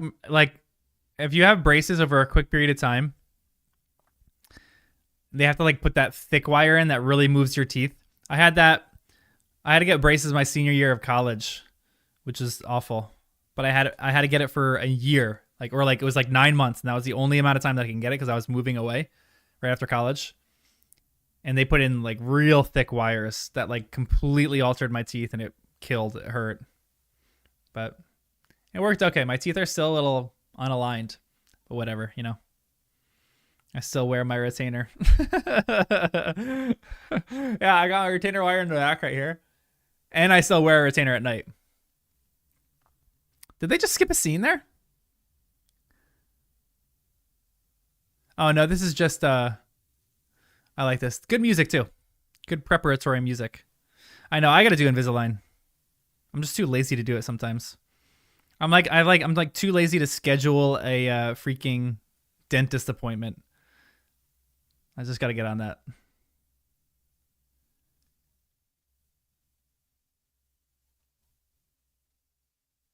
Yeah. I love that, Mal.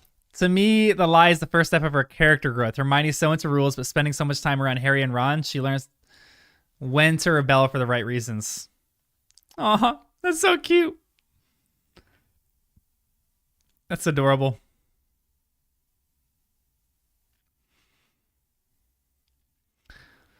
I guess they can squeeze the acting in, or the scenes that you're doing, into different like parts. Like if you have braces and you're getting them off like halfway through filming, they could probably move all your scenes to the end or something like that. It'd be pretty annoying to schedule all that, but I'm sure they can do something like that. Also, it looks like there's literally like 20,000 people watching this when the school is significantly smaller than that.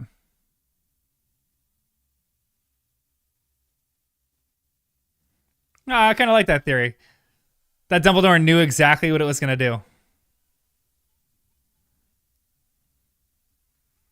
He wasn't allowed to get braces until he was 20? That's crazy. Because I think he does get braces right after that, right? That's wild. I'm sure that was written into contracts and all that kind of stuff. I would love to see what their contracts were. There were probably so many weird provisions in their contracts of what they could and couldn't do. I'm sure there was like dietary restrictions. I'm sure there was everything.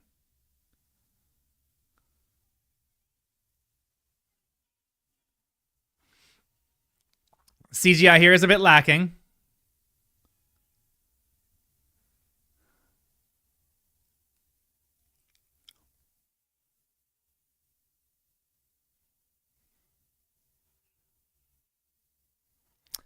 Yeah, I haven't paid too much attention to the HBO one either, but I know it's somewhat split. Everyone is like, for when it first popped up, everyone was coming up with like their theories or their like desires for wanting to have like which actors play what roles. Um, and I don't agree with any of them because they're all picking common actors. Like, I love Adam Driver. Adam Driver is maybe one of my favorite actors today. But I don't think he would be... I think he would be a good Snape, but he's too old to play Snape. I want them to do everything exactly according to the books. And he's too old. He's 10 years too old to play Snape.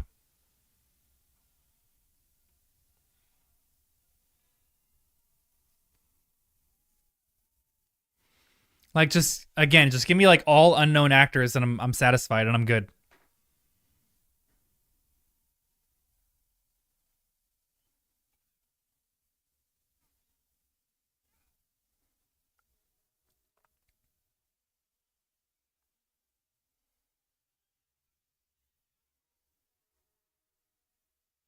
Yeah, and that the scene in the bathroom, I for sure think that Hermione kind of just, like, lost her mind for a second. Like, she actually wasn't able to think properly. This is my headcanon. That she actually wasn't able to think properly because she was so excited that she had friends. Like, for the first time that people were actually going and like looking out for her. Even though it was like after a really sad moment and they were making fun of her. I think she was so like flabbergasted that these people would actually look for her that she couldn't think properly. And she tried to come up with the first thing that she could think of. Even though telling the truth would have been fine. I just don't think she was able to think logically. Which goes against... it doesn't go against Hermione's character at all, because I think she values friendship more than she values smarts. Even though she values like smarts and book knowledge and logic in the books and the movies, it seems like higher than anything else. Secretively, or not secretively, in her character, she likes friendship more. And this makes me happy.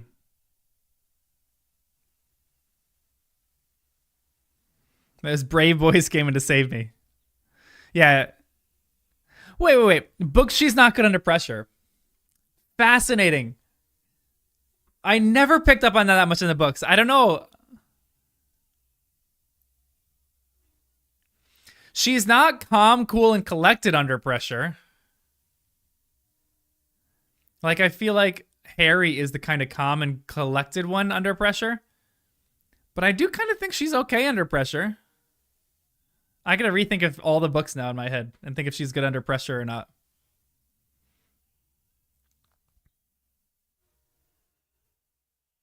Ooh, an animated series would be sweet. Ooh, Adam Driver is so good in that movie. I love Adam Driver in BlacKkKlansman.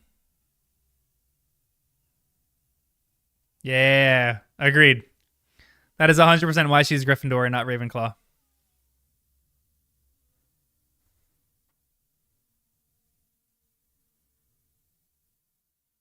Yeah, okay, that's a great point. Defense Against the Dark Arts final. But she got through everything else. Like, that's a good point. So she's not better. I think I'm comparing her to Harry, and Harry is very cool and calm and collected under pressure. In the face of pressure, not before it. Because Goblet of Fire, he's terrible. and he doesn't really.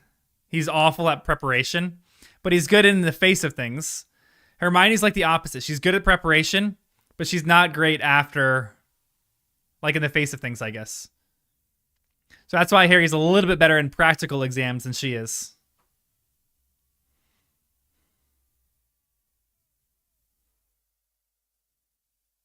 Yeah, it's true. In the Devil's Snare, she does kind of like lose her nerve too. And that's one of my favorite lines in the first book where Ron goes, "Have you gone mental? Are you a witch or not?" That's so good. I love that. Yeah, agreed. Find unknowns. Like there's a very few amount of actors I'd be okay with them if they found known actors, but I don't want them to pick any stars. Give me no one who's a star, all unknowns. I feel like Game of Thrones kind of did that. And I love that. Make those actors known through their good acting.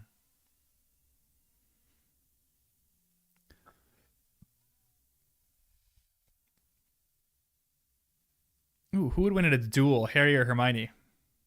It's kind of a fascinating question.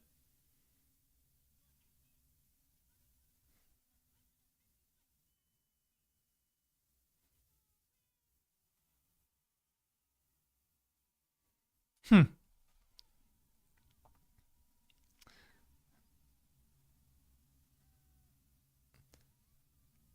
If we're talking, if Hermione and Harry are in a 7 game series,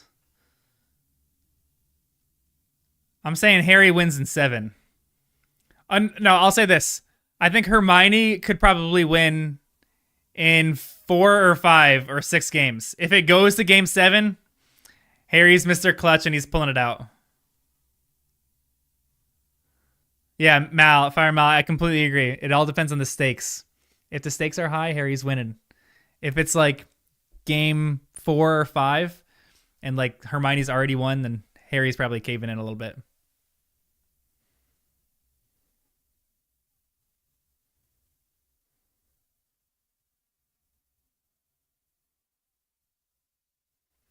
Yeah, the all British cast. For me, when I watched these movies, I didn't really know a lot of the actors when I first saw these movies. I knew a few of them. I knew like Maggie Smith was in a few things because she was like one of the biggest actors.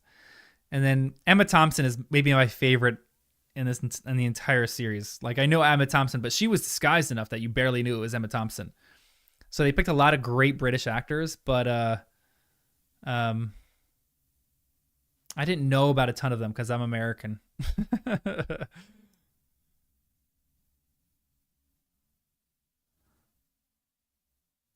Even in small scenes like that, Ron's facial expressions are just the best. I love them so much. Kit Harrington, a Sirius Black. Be kind of interesting. I like Kit Harrington. He's a good actor.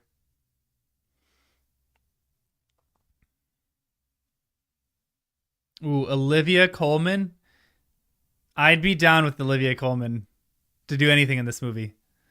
I am such an Olivia Colman fan. I think she's incredible. Even in small things that she rolls, so that she works in. In The Bear, I loved her in The Bear. Oh, I love her so much. She is so good.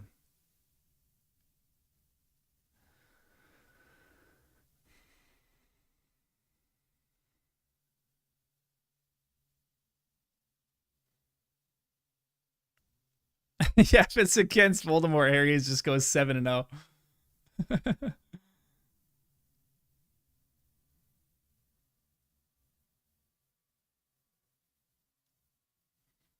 That's a wizard's chess.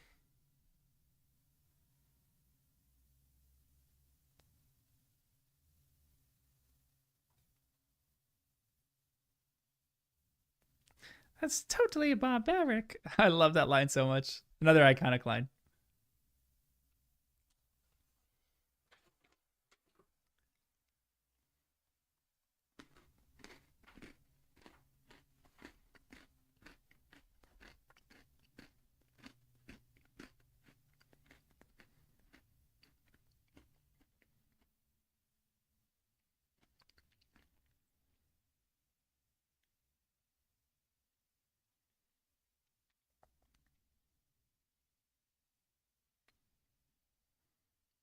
I think we've had a bad influence on her. Great line.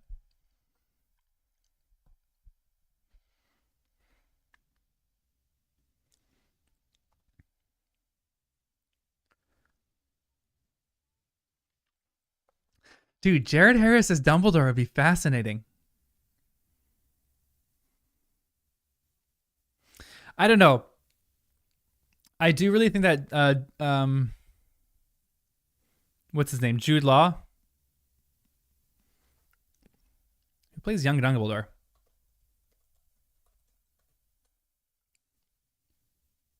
Yeah, Jude Law. I think he does great at Dumbledore. I think he's a great Dumbledore. Except his wardrobe, and that's not his problem. I feel like Jared Harris is maybe a bit too serious. Honestly, I feel like Jared Harris could have played an exceptional Grindelwald. I think he could have done Grindelwald so well. Oh, that would have been great. That actually would have been a little bit weird if Jared Harris played Grindelwald and his dad played Dumbledore. A little weird, but no one would know the relation.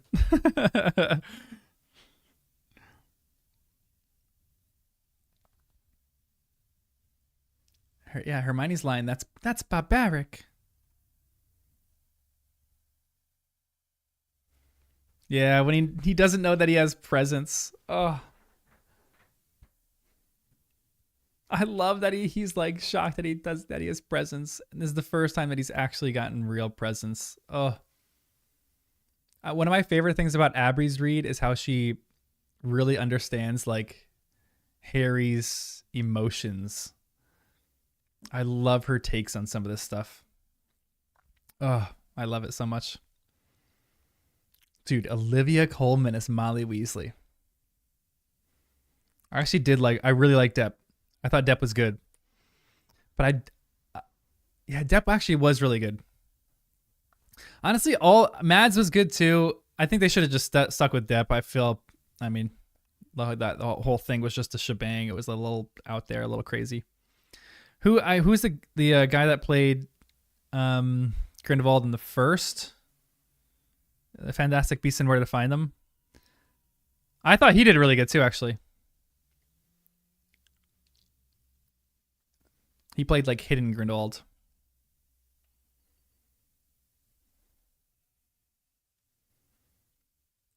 Yeah, this scene did creep me out.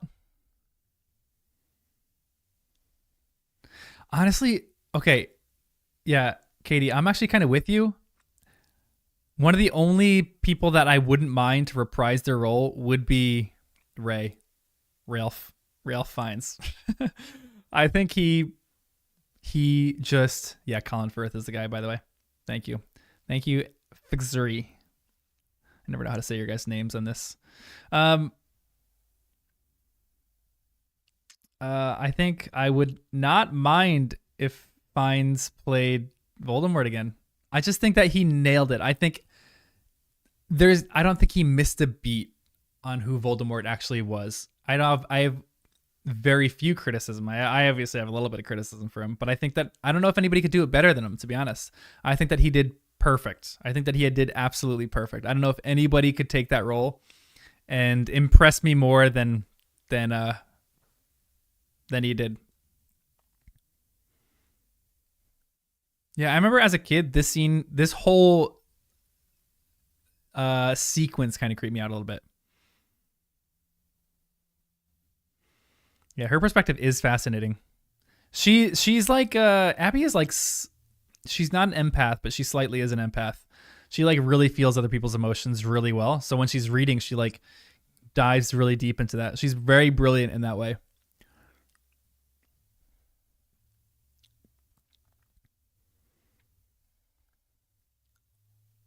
Ooh, if he said he wanted to play Voldemort in the series, I would be down with that. Ooh, music here. That's actually a really good point. His take did become a little bit eccentric because in the first chapter, Voldemort is very like toned down in Deathly Hallows, and I don't think that he portrayed that very well. It was a little bit like comedic or like comical. So I think he could tone it. tone it down in some scenes a little bit. I think if he had the range of like toning it down in certain scenes and really ramping it up in certain scenes, that would be exceptional. So I think that's actually a fair critique. Yeah, Goblet, the scene in the graveyard. Oh my gosh, it's so good. And yeah, agreed. The scene in the Department of Mysteries, they couldn't. Oh, the fact that they didn't nail that scene crushes me. Oh. Yeah, I will just forever think of Ray Fiennes as Voldemort. That's just who he is. He's also great in other movies. He's an incredible actor. Absolutely exceptional actor. One of my favorites.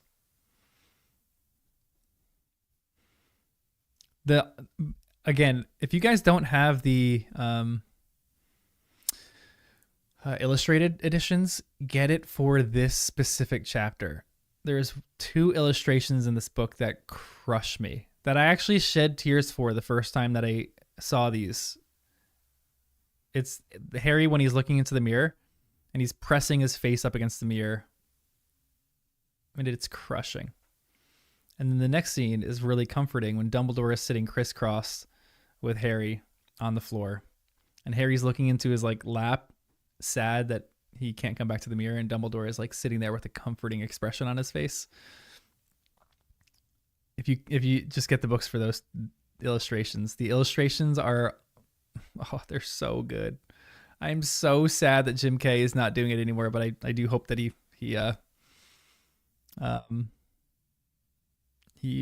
feels better, because he's not doing it because I think his depression hit a little bit too hard. Yeah, imagine he says that to the mirror. Man, you guys are a lot older than I thought you were.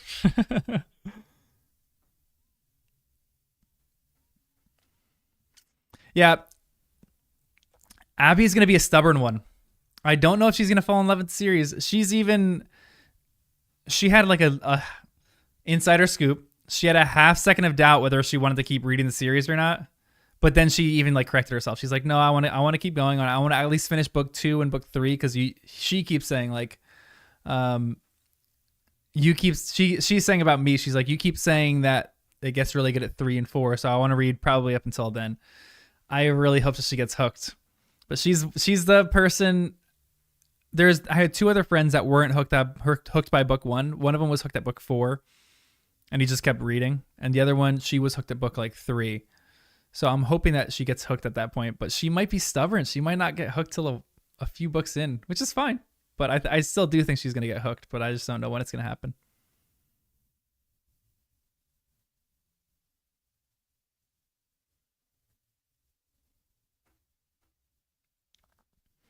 Yeah, agreed. I think 3 and 4 kind of hook people there. So yeah, Katie, I think because Neil Packer, I think that's what his name was, because he co-wrote or co-illustrated the books with Jim Kay. I think like Jim Kay was like training him how to take over, and that's what the thing was going to be. It was going to be him learning how to illustrate these books in Jim Kay's perspective and then finishing the last 2 books. So I think that's who's doing it. And he's not bad. He's not Jim Kay. Jim Kay is just so freaking good. Oh my gosh. Some of the shooting in this is good. I do like some of the scenes here. Like, this is good. Just like that scene right there where he just appears. That is good. It's cute. Yeah, I will for sure get her through book 3. And if I get her through book 3, I will beg her to get through book 4. And if she finishes book 4 and doesn't want to keep going with the series, I will honor her request. I will be devastated, but I will honor her request.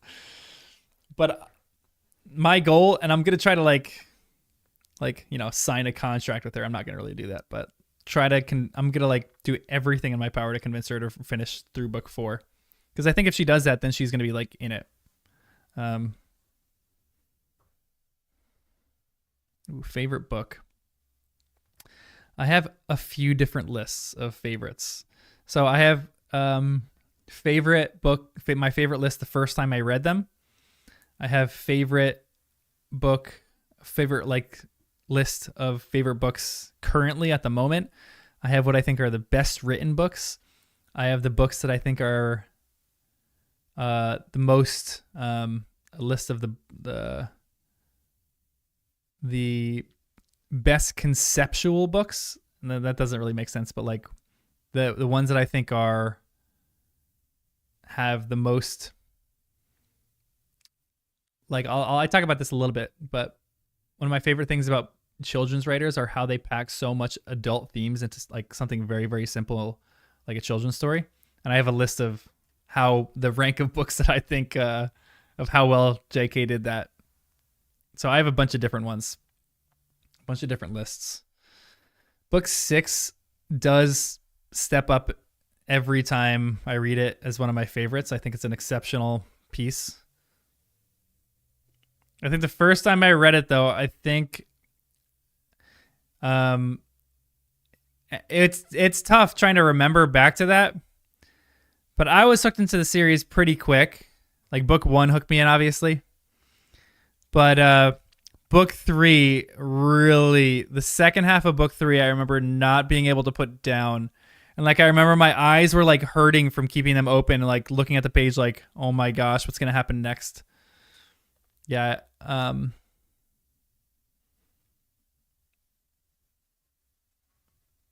then I really, really remember being like agonizing my way through book 5, where I was just, it hurt every page that I turned that the witch was still in the book.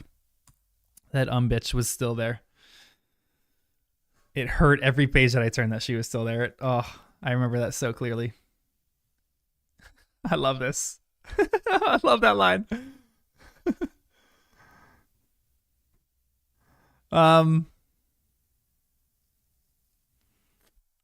Book 6, I remember the cave chapter was the most memorable chapter that I read on my first time read. I was obsessed with that chapter. I loved it so much. Poor Seamus.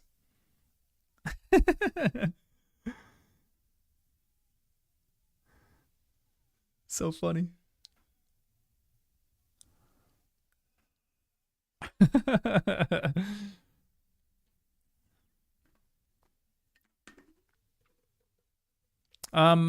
I did the books first, but because I was caught in the midst of it, I started the books.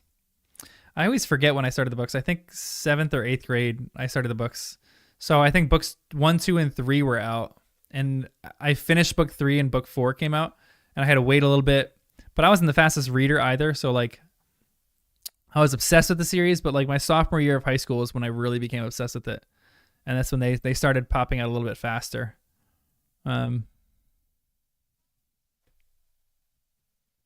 I was born in 1991, so my age is perfect for Harry Potter. I remember 3rd grade soccer practice, Harry Potter came out, and I remember going there, and I was talking to one of my friends, Dan, and he was not Danny, one of my friends that played soccer, and he was talking about how good Harry Potter was, and he was like, you need to read it. It's so good. It's like a great book. And then I didn't read it until I was a little bit older. I remember we talked about this in the very first podcast, but like it was taboo in some of the circles that we were in. So I remember one of my friends read it, and we all thought he was like terrible for reading it, until I remember going to my parents being like, hey, can I read Harry Potter? And they're like, yeah, of course. We'd love if you read Harry Potter. And then I read it, just became obsessed with it. But it was different. It was like waves, because I had to wait for things, and I was like too young at that moment when I was doing in between books to like scan MuggleNet. But as I finished, I remember in between book 6 and book 7, I had to wait the whole entire time, and that's when I got really into certain things. I remember like there was a few times that I was like looking on and trying to find theories and trying to figure out what people thought about Snape and everything like that.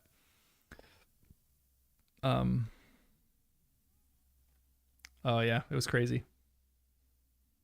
I remember this specifically. Remember very distinctly about that kid who was dying of cancer or something like that, and J.K. gave him an advance copy of the book before he died, so that he could finish the series. I remember seeing that in the news and being like, "Oh, that kid's so lucky," but so sad as well. That's I probably wasn't thinking very clearly.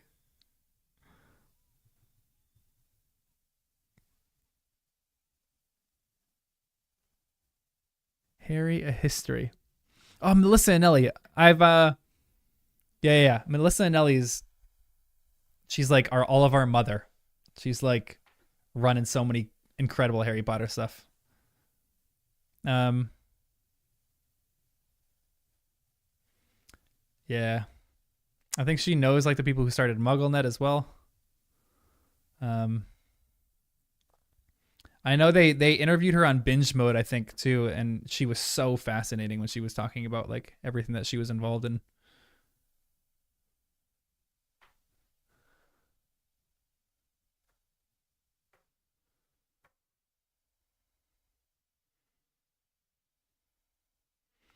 Yeah, Katie, and that's the same for me. I wasn't a big reader until I mean, a few different books like piqued my interest in reading.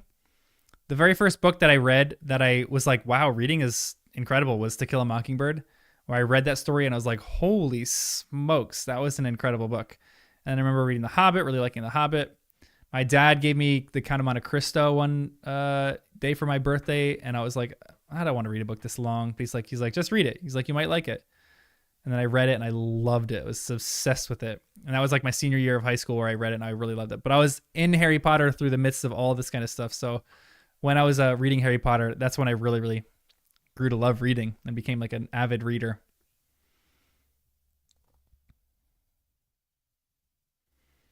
Yeah, it really is fun, and that's why like I I haven't like focused on like social media really for the podcast at all, which I kind of don't mind. I feel like it's like still an underground podcast, but I do like the idea of the Reddit because it kind of feels like we're all interacting and talking about theories, even though we know everything that's still happening.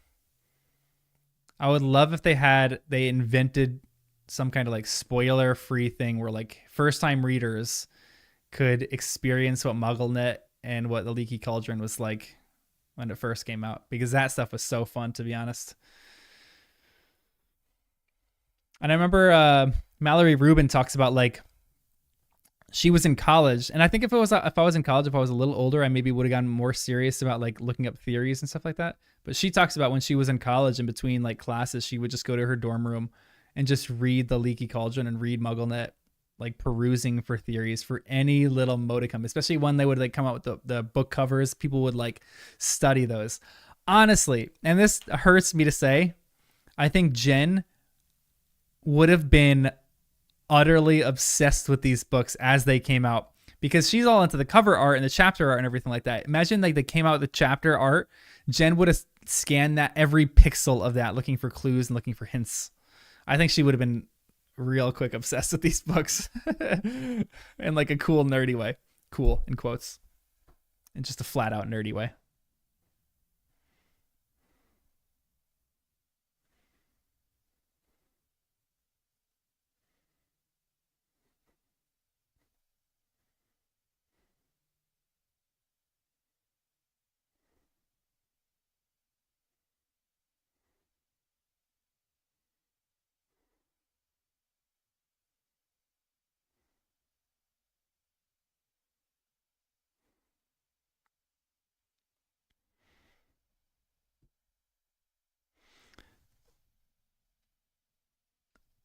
Yeah, I love that. That's why I do love Joe a little bit, because she did understand the fandom. And I remember Melissa and Nelly said that she was like so sick of people like Katie Couric asking about romantic interests whenever she did an interview with people, rather than being like, no, those aren't the real questions that you should be asking. You need a nerd asking these questions. Um, Also, this is where um, Neville is not portrayed well in the movies at all. But this is where it all kind of goes down because he's not in this scene. I mean, I understand why he's not in this scene, but you know,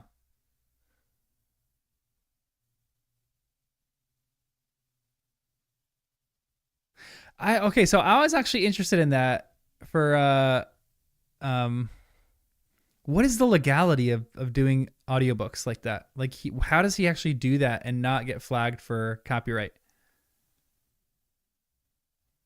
Yeah, this first year detention is absurd. They went to her Scotland home. That's so cool. I love that. But I feel like Joe really understood the fans behind this. So like when she was, if like anybody else was getting interviewed, all these like talk show hosts, like Oprah would not have asked the right questions, and she knew that. She knew it was the nerds at MuggleNet. She knew it was Melissa and Ellie. Like that makes me so happy. It's the nerds who ask the good and appropriate questions. This detention is absurd. A seventh year shouldn't have got this detention. I would be terrified if this is my detention. Going into the middle of, I don't know if people really truly realize how scary the woods are. That terrified me as a kid. That one scene right there when they see the figure walking between the trees. One of the scariest scenes of my entire life. I hate scary movies. But in Signs, when the alien walks across the screen in the birthday party, I hate that with everything in me. It still gives me the creeps. I hate it so much.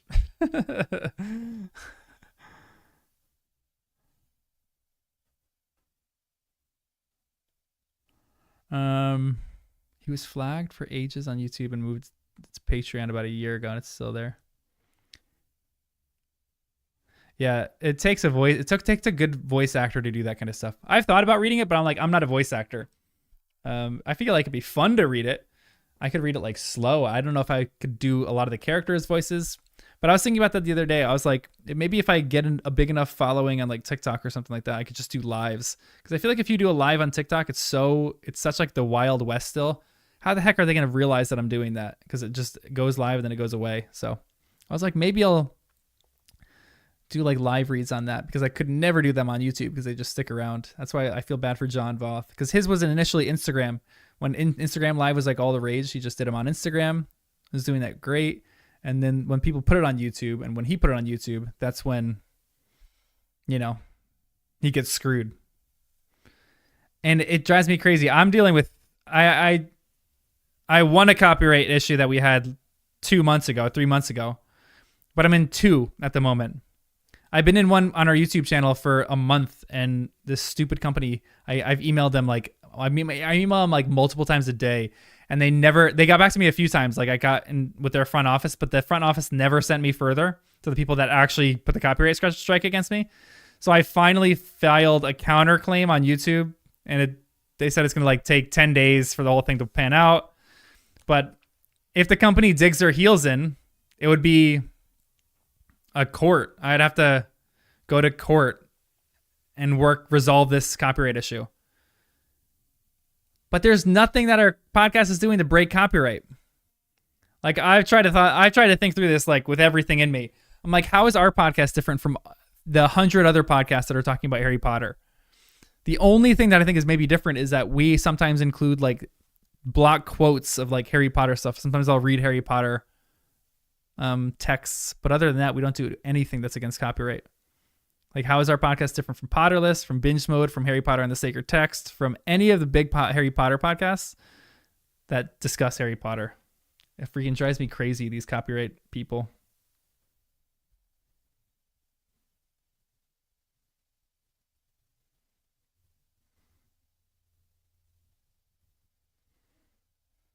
Yeah, it drives me crazy. Yeah, exactly. We're allowed to do that under fair use. Like I can't stand it. It drives me crazy. And because we got a copyright strike, so we have one on Spotify now. They took down the last episode that I did with Abby, and I'm trying to get that reinstated because Spotify itself just took that down. Because I scanned through that whole episode. I was like, there's nothing in there that would flag anything. So hopefully that gets reinstated in the next week or so. But we're allowed to, everything is under fair use. We're allowed to read a paragraph and dissect it and critique it. It's not necessarily even critique. It's just like we talk about it. It's all under fair use. It just drives me crazy. It's so annoying.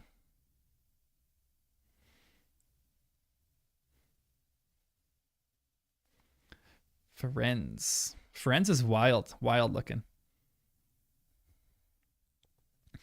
Also, if you guys ever visit New York City, I live right next to New York City.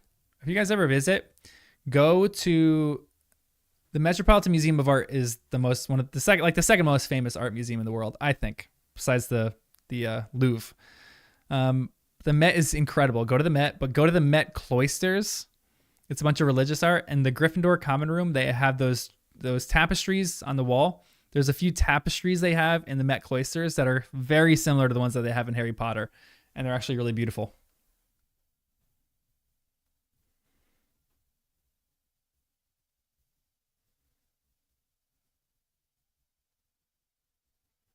No way. That's so cool. It broke the New York Times bestseller list into 8 pieces. How appropriate would that be if they broke it into 7 pieces? It split the New York Times bestseller list into 7 ways. And those are the ways that Harry Potter hid his soul. That's so cool. I feel like, honestly, some of them would still be on the bestseller list if they didn't like just refresh things.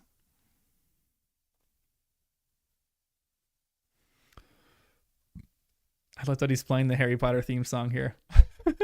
That's so good.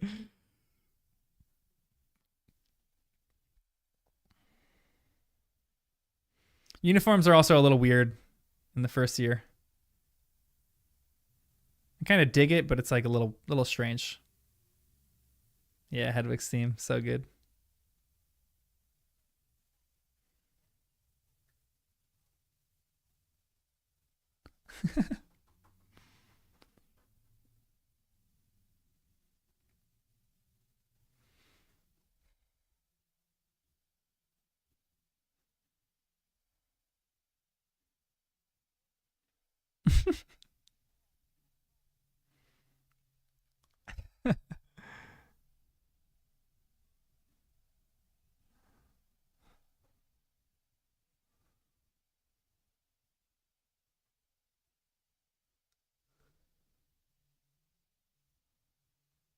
Yeah, the later movies, how they dress in Muggle clothes is a little off. I'm not the biggest fan.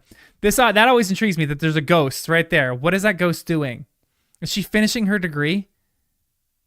Like, did she finally buck up and be like, okay, fine, I'm gonna finish Hogwarts? Like, who is that ghost right there? And why is she taking a test in her class? I don't know why, but that always rang around in my head. Also, it drives me a little crazy that Harry has like a unibrow. I guess it kind of makes sense. Like, I guess they're kind of like young kids and they don't really shave or take care of a unibrow if you're a 6th grader, what I would call a 6th grader. So I guess it makes sense.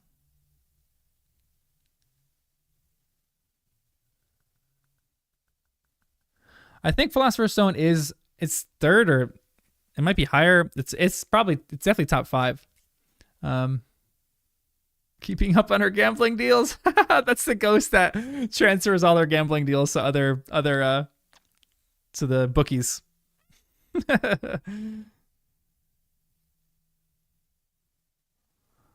That's kind of cool. The uniforms are the same as your secondary school.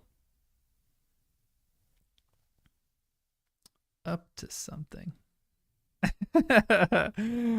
His line delivery in some parts are just it's just so good. I love it.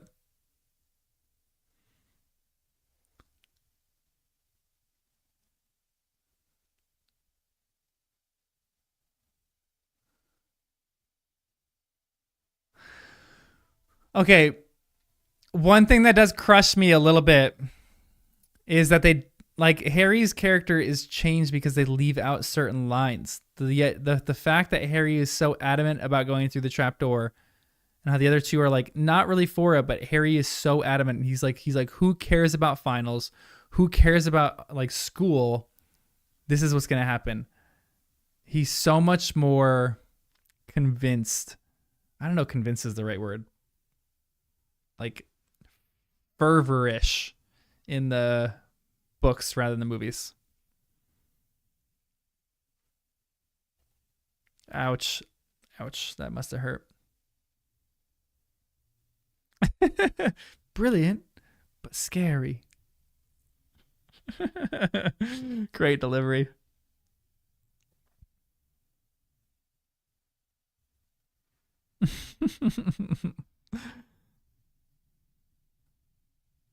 Poor Neville.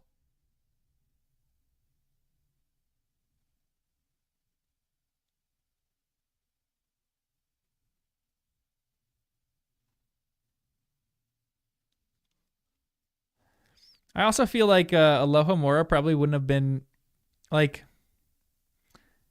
if they're guarding the Philosopher's Stone. Shouldn't the teachers protect it from getting Alohomora, right? Like I'm not crazy to think that. Like that would detract pretty much 99% of people. Like Harry's the knife that Sirius gave him, maybe it would have worked, but Alohomora shouldn't work on that.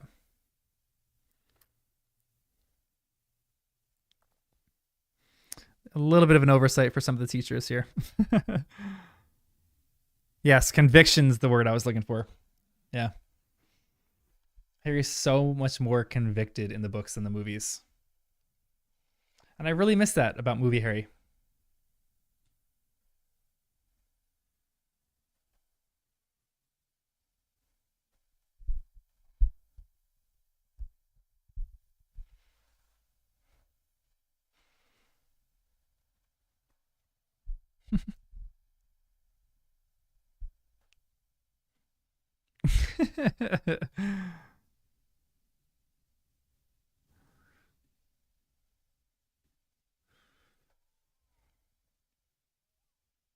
That would be gross. Also, that reminds me of Ron's scene. He said his favorite scene to film in the second movie was when he was throwing up slugs because they made them like flavored and they were flavored all delicious things. I always like that.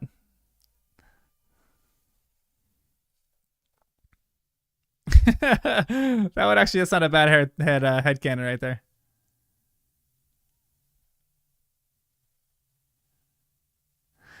Yeah, Mal, I feel like that theory is actually right because I mean I've talked about this with Abby, and Abby didn't pick up on this that much, but the fact that Dumbledore like is leading Harry to this moment, and he's making all of these things just easy enough for Harry to get through to be able to get to the mirror, but like just challenging enough that it would be a little bit tough and have to teach him certain things on the way.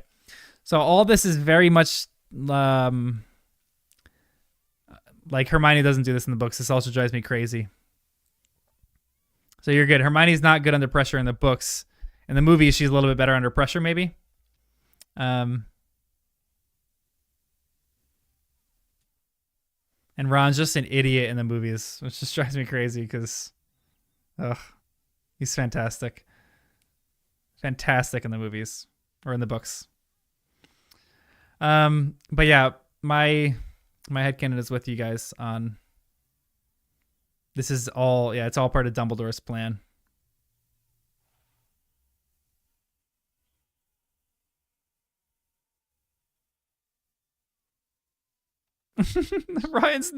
Ron's noises though are the best.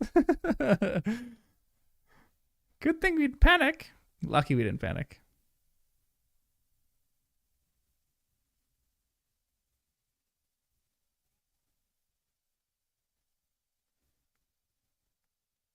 Yeah, I wish I included the Snape potion challenge too.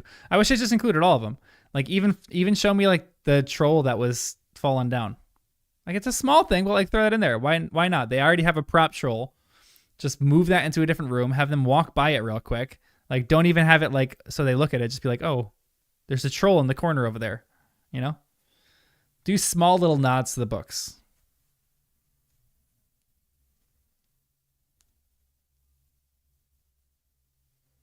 I never played any of the Harry Potter video games except for Legacy that just came out. I actually want to go back and revisit and play Legacy.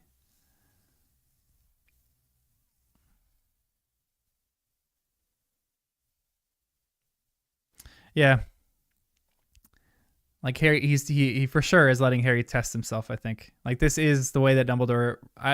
And this is why Dumbledore would be, I think, an adequate teacher, like a good one, but a frustrating one, because he would have a lot more free reign and like would subliminally teach his students without them even realizing it, which is a mark of a good teacher. I think that's like an incredible thing if you could do that. It's a little dangerous, especially in this thing, but it's cool. I also kind of heard the theory as well. I don't know if I mentioned this when we were doing the read through, that Dumbledore was testing Harry to see if he would materialize as a dark wizard or not.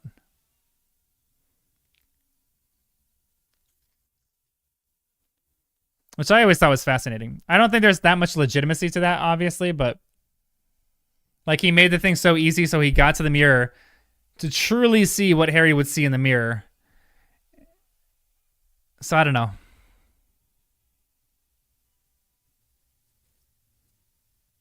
Yeah. Ron is so much more integral in the books than the movies. In the books, he's so fantastic. Such a good friend, such a good source of information. Drives me crazy that he's an idiot in the movies. Trying to get past Percy in the library for one of those video games. The video games that I played all the time were the Lord of the Rings video games, and those were so good. Those were great video games. I remember playing Two Towers, and that was so good. So much fun. I always liked playing with Gimli.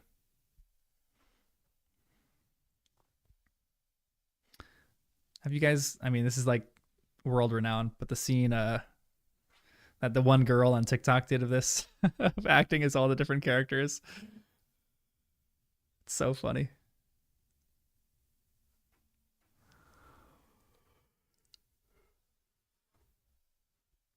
Some video games right now, like I saw gameplay for the new Spider-Man, and it's like absurd how good these games look. Like the Unreal Engine is making these video games look just so smooth and so realistic.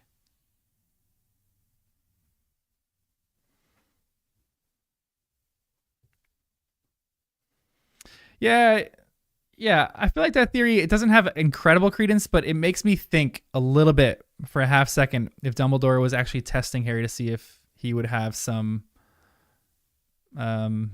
darkness in him. And I think when he looked in the mirror and saw he was not using it, this was like literally the perfect way to see that Harry's heart was pure. Which Harry's resilience, I always say that, but Harry's resilience is a remarkable thing.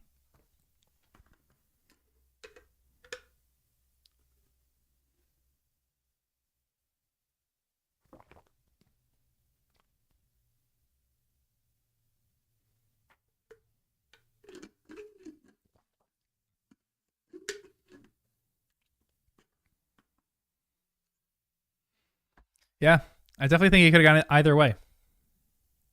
Definitely.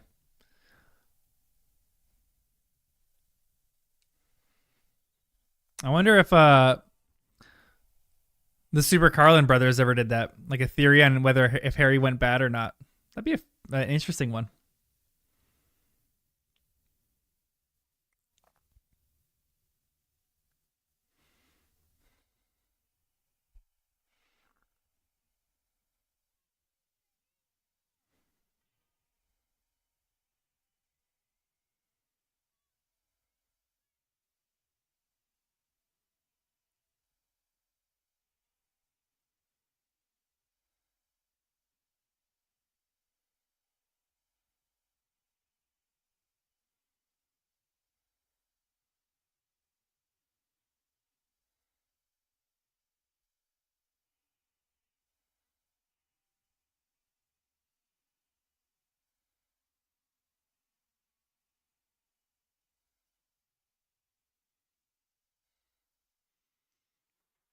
Man, this is a bloody, gruesome game of Wizard's Chess they're playing right here. Snape. Spell check is killing us.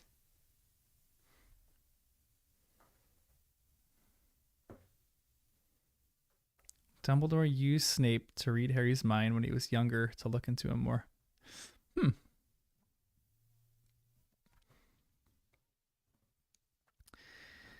Is Snape a more accomplished legilimens than Dumbledore? This is the scene that that girl remade on TikTok, and it's like my favorite TikTok of all time. Not you, not Hermione, you.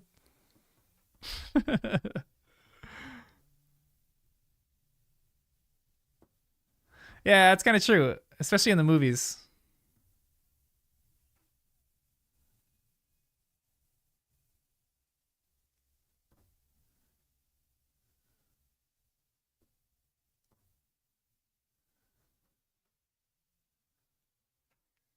SBC. What's SBC? Or SCB?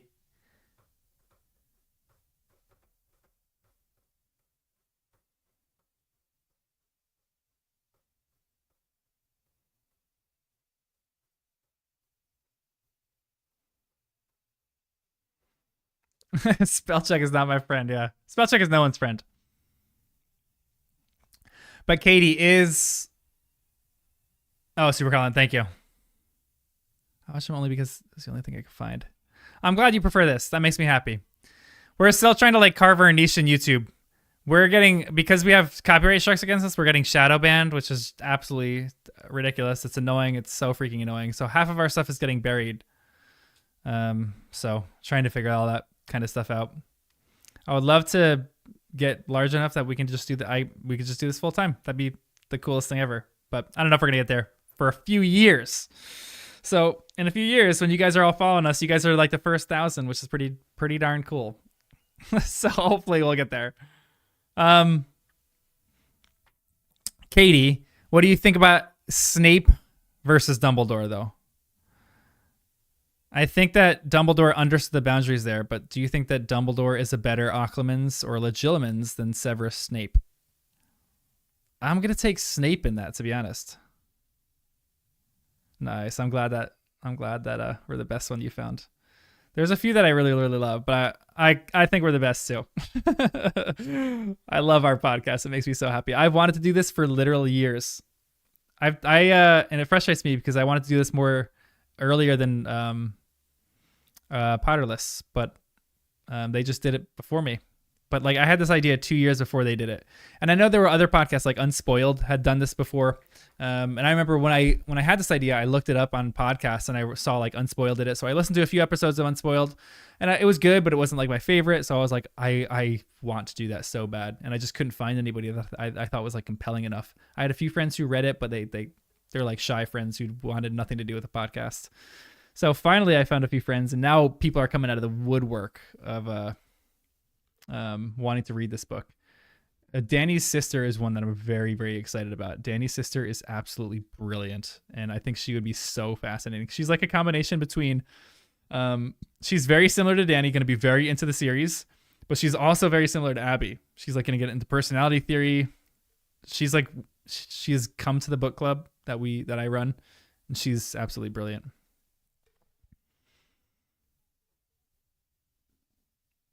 Ooh, that is a fascinating theory. I do kind of think he was fooling himself too. I think that he lost a okay, this might sound like a wild theory. It's not that wild. But I've experienced this a little bit where people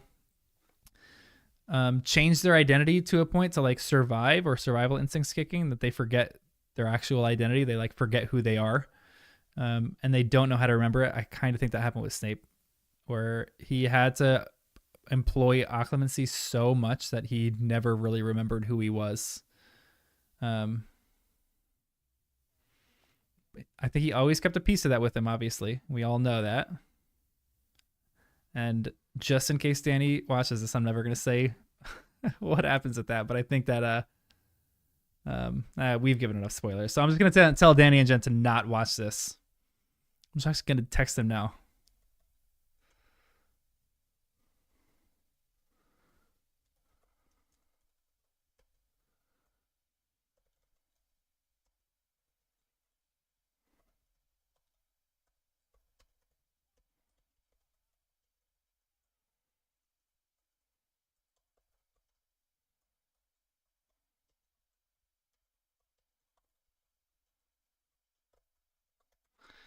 Also, watching live first movie.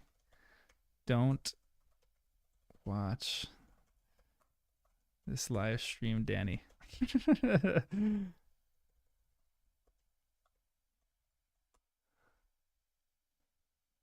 I'm afraid Danny's gonna be like, I've been watching it the whole time.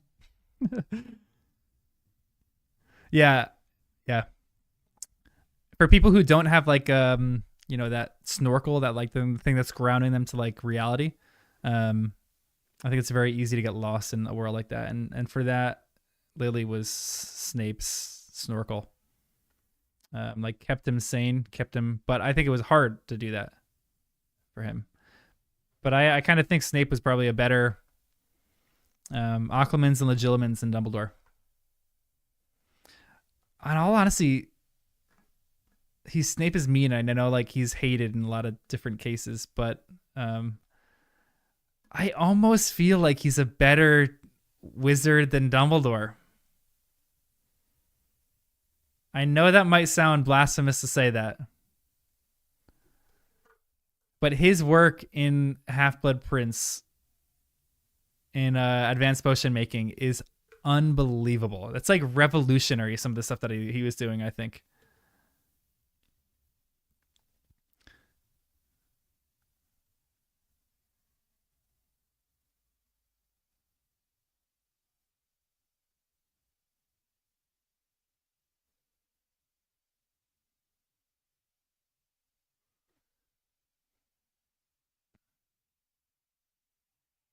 Yeah, seriously. The dude was skilled. Even in school he was making all this kind of stuff and creating all this stuff. It was the same thing that Dumbledore and Voldemort was doing. If he didn't lose himself through this and, do everything that he did, this dude, he's like literally he's like the bridge between Dumbledore and Voldemort. It's like the trilogy of these people. He's like right in the middle. Not good, not bad, but equally as powerful, but very neutral. And like not really neutral. Neutral is not the right word for it,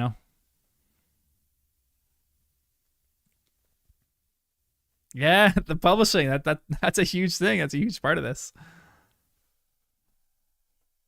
Yeah, Dumbledore asked for one person, 100%. 100%. Even Dumbledore knew. Even Dumbledore knew, to be completely honest.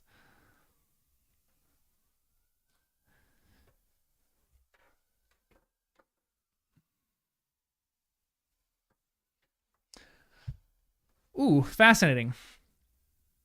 Yeah. The times that we see Dumbledore unhinged are lovely. The cave was one of my favorite chapters for that reason. Because you see Dumbledore actually performing magic in an unbelievable way. This part of the movie always drives me crazy too, that Harry literally goes and kills. He's like, I have power in my hands. He's like, I'm going to kill Professor Quirrell.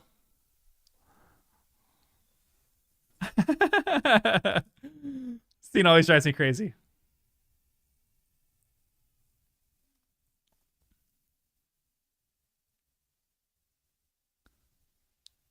This is good CGI. I like the CGI.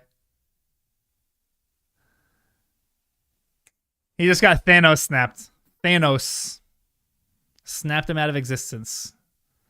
This is the blip right there.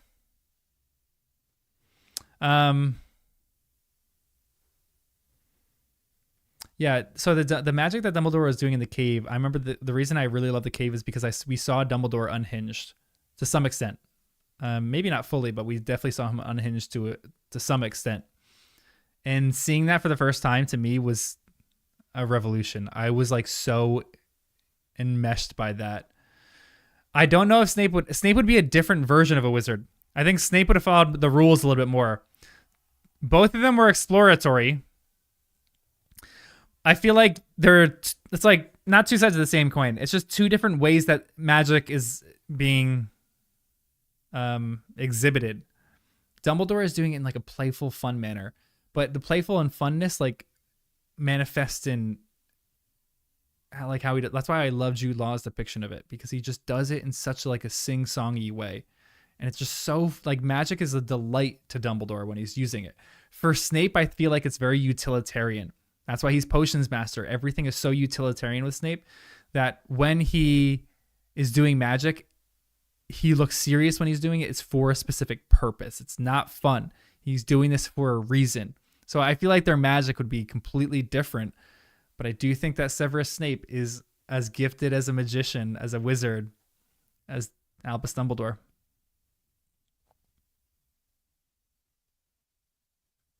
Yeah, it was so fun watching him work that stuff out. He went up to Malfoy after and touched him like that. He just goes, touches his face. Dang it. Yeah, he would have made some next level potions, agreed. I actually kind of feel like part of my headcanon too is Snape is taking this position, yes, on Dumbledore's guidance, but I feel like Snape is in his dungeon because teaching is probably, he's not a great teacher. He doesn't like teaching, but he's there. We obviously all know for the reasons that he's there. But I feel like he is down in his dungeon experimenting and creating insane things. And because he knows his destiny and his fate, he's not publishing any of this. He's just keeping it for himself. And if he finds things useful, then he's going to give it to his friends and do that kind of stuff. But I kind of feel like, yeah, he's a tenured research professor, 100%. He's just coasting at this point. But I feel like he's doing some insane potions down in his potion room that he's not publishing. He's just doing them for himself.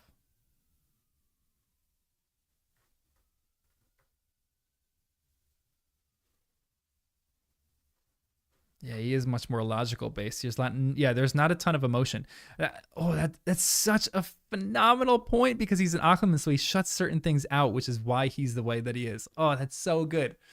That makes me so happy, like having clarity for those situations that goes on in my mind.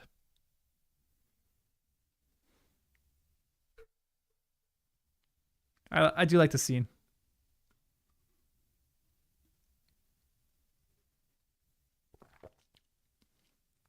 And the reason I love the scene is it's literally almost word for word from the books.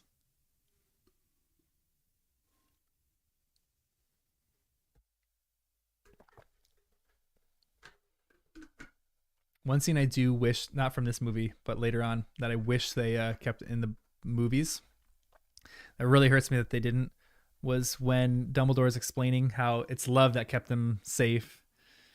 And Harry's like, I know, it was love. I wish they kept that scene in there. I really like that in the books. Because it shows how like sick Harry is of hearing that love saved him, but how serious of a thing it is.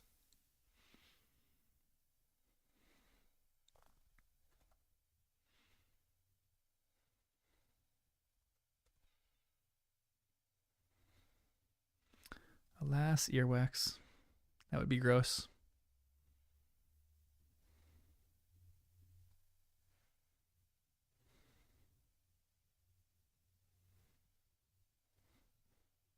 I hate this scene. All right there, Ron. All right. No sixth grader ever talks like that. That's just not good writing. Come on.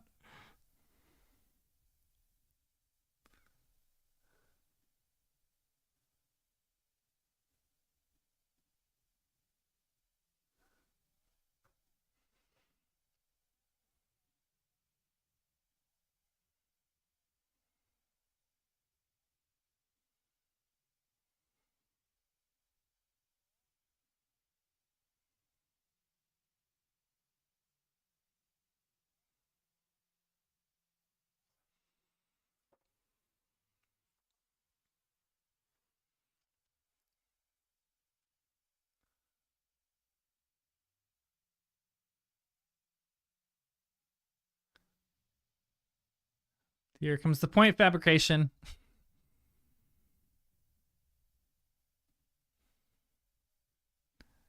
I just had to read through a few comments on Spotify for our podcast, and the comment that drives me the craziest that I get all the time is,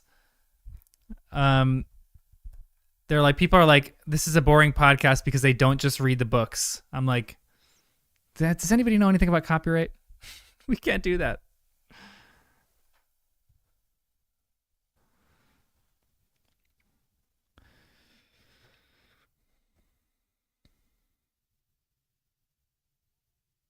This is cute. I always like this scene.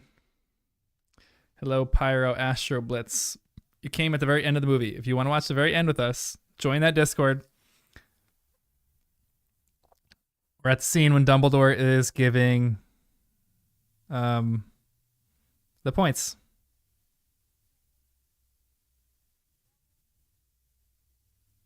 Yeah, love is, yep, and always was the most powerful form of magic. Yeah.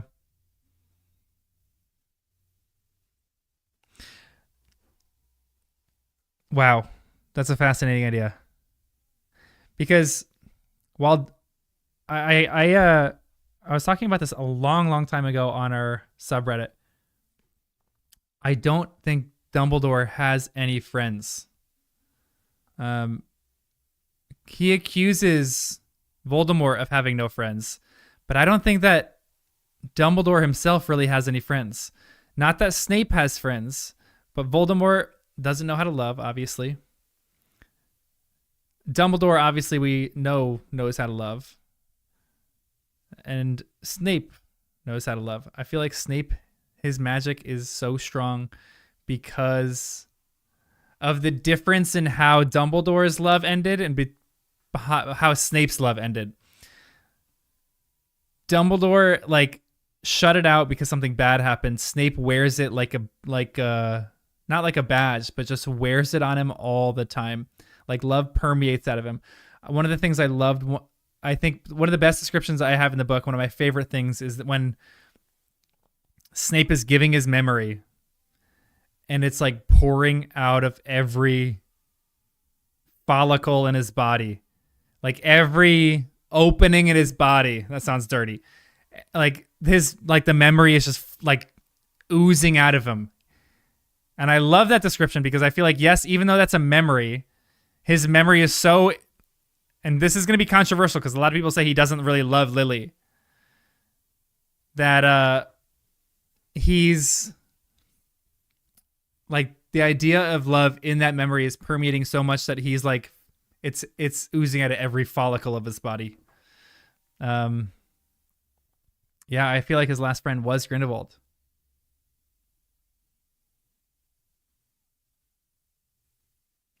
To be completely honest, a lot of people had critique of the Fantastic Beasts, the way that it ended, and I actually didn't mind how it ended. I actually thought it was cool, the whole idea with Aberforth. I like that side canon right there. That to me, it was a solid ending. I really like that.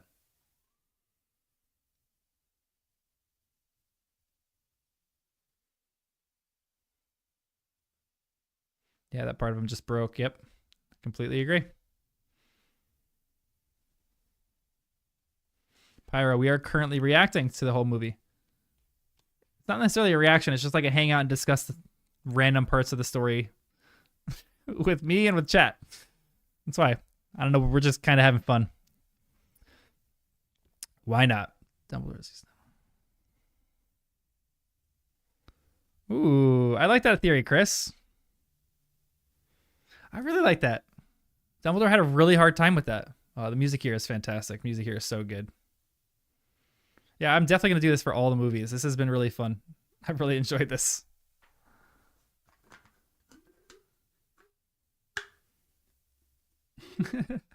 That's cute.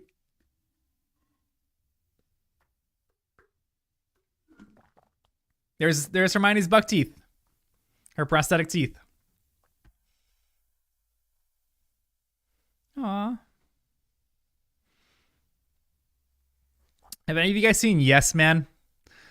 It's a great movie. I kind of like Yes Man. It's with Jim Carrey, but the one scene when they go to the Harry Potter party, and as soon as they finish the movie, every time I see this, they finish like movie 1, movie 2, and they're like on to movie 3, and all of them are such nerds. I feel like that's me now. I finished this and I want to watch the second movie right now. Yeah, his eyes are green in that scene, which I wish he just grunted it out and had green eyes. Like, I know the contacts are uncomfortable. Learn how to get comfortable with them and have green eyes. That would have added a lot, to be honest, for the movies for me. Oh, the music of this is so good too. Guys, that was really fun. I really, really loved watching this and just chatting. I don't know. This was so much fun for me. No way his eyes were watering when Hagrid handed. That's so fascinating. That works so perfectly. Eye tattoo. Could you imagine giving like a 10-year-old an eye tattoo like that? Mm-hmm. Like, Harry, we'll double your contract salary if you just wear these stupid green contacts. Oh, man. Green eyes would have been so good. All right. I'm pausing the movie. We're ending it. Oh, my gosh. That was fantastic. Guys, thank you so much for watching with me. That was so much fun. I love this so much. All right, I'm ending the Discord call. I am 100% going to do this for every movie. Yeah, this is so much fun. Have a good night. If you guys are watching in Europe, you guys are the best. I'm sure there's no one watching at Europe at the time because it's probably like 5 a.m., 6 a.m. in Europe right now. But I'll probably do some of these on a Saturday morning too. Maybe the next one on like a Saturday morning. That'd be kind of fun. Or like a Saturday afternoon and like Sunday afternoon or something like that. I feel like that'd be fun. Millions of dollars worldwide fame. Can we ask you to do the contacts? Just one thing. Just do one thing. Come on, Daniel. You could have just done the freaking contacts. But yeah, I'm gonna do this for all the movies. This is really fun. I'm gonna stop the timer. Oh, I didn't stop it. I just hit close. Whoops. Stop. Close. Boom. There we go. Yeah, this really, really was great. You guys are the best. Thanks so much for joining. This was really fun, like chatting with you guys and talking with you guys about this. If you guys have any suggestions, we're gonna keep pumping out content for the podcast. But any suggestions? You guys are like the hardcore watchers, like not the hardcore, you guys are like the ultimate fans. I love you guys so much because this is like why I love Harry Potter. But just a bunch of nerds gathering together, watching the movies, chatting about theories. This is what I live for. So if you guys have any ideas of how to improve the podcast or anything like that, let me know. Send me an email, send me a message on Discord, anything like that. I'm all ears for like extra content that we can produce. Anything, even like extra, not just Harry Potter related. If you guys have other series that you that you think we should watch or like read, because I'm gonna do some stuff independently. Me and Danny are both gonna do some stuff independently. So let me know whatever you think for that, and then we'll do it. Why not? I was even thinking of like we are talking about the Star Wars content, doing some Star Wars content, maybe even like rewatching like I love series like Fleabag. And I know people talk about like what I would give to be able to watch that for the first time again.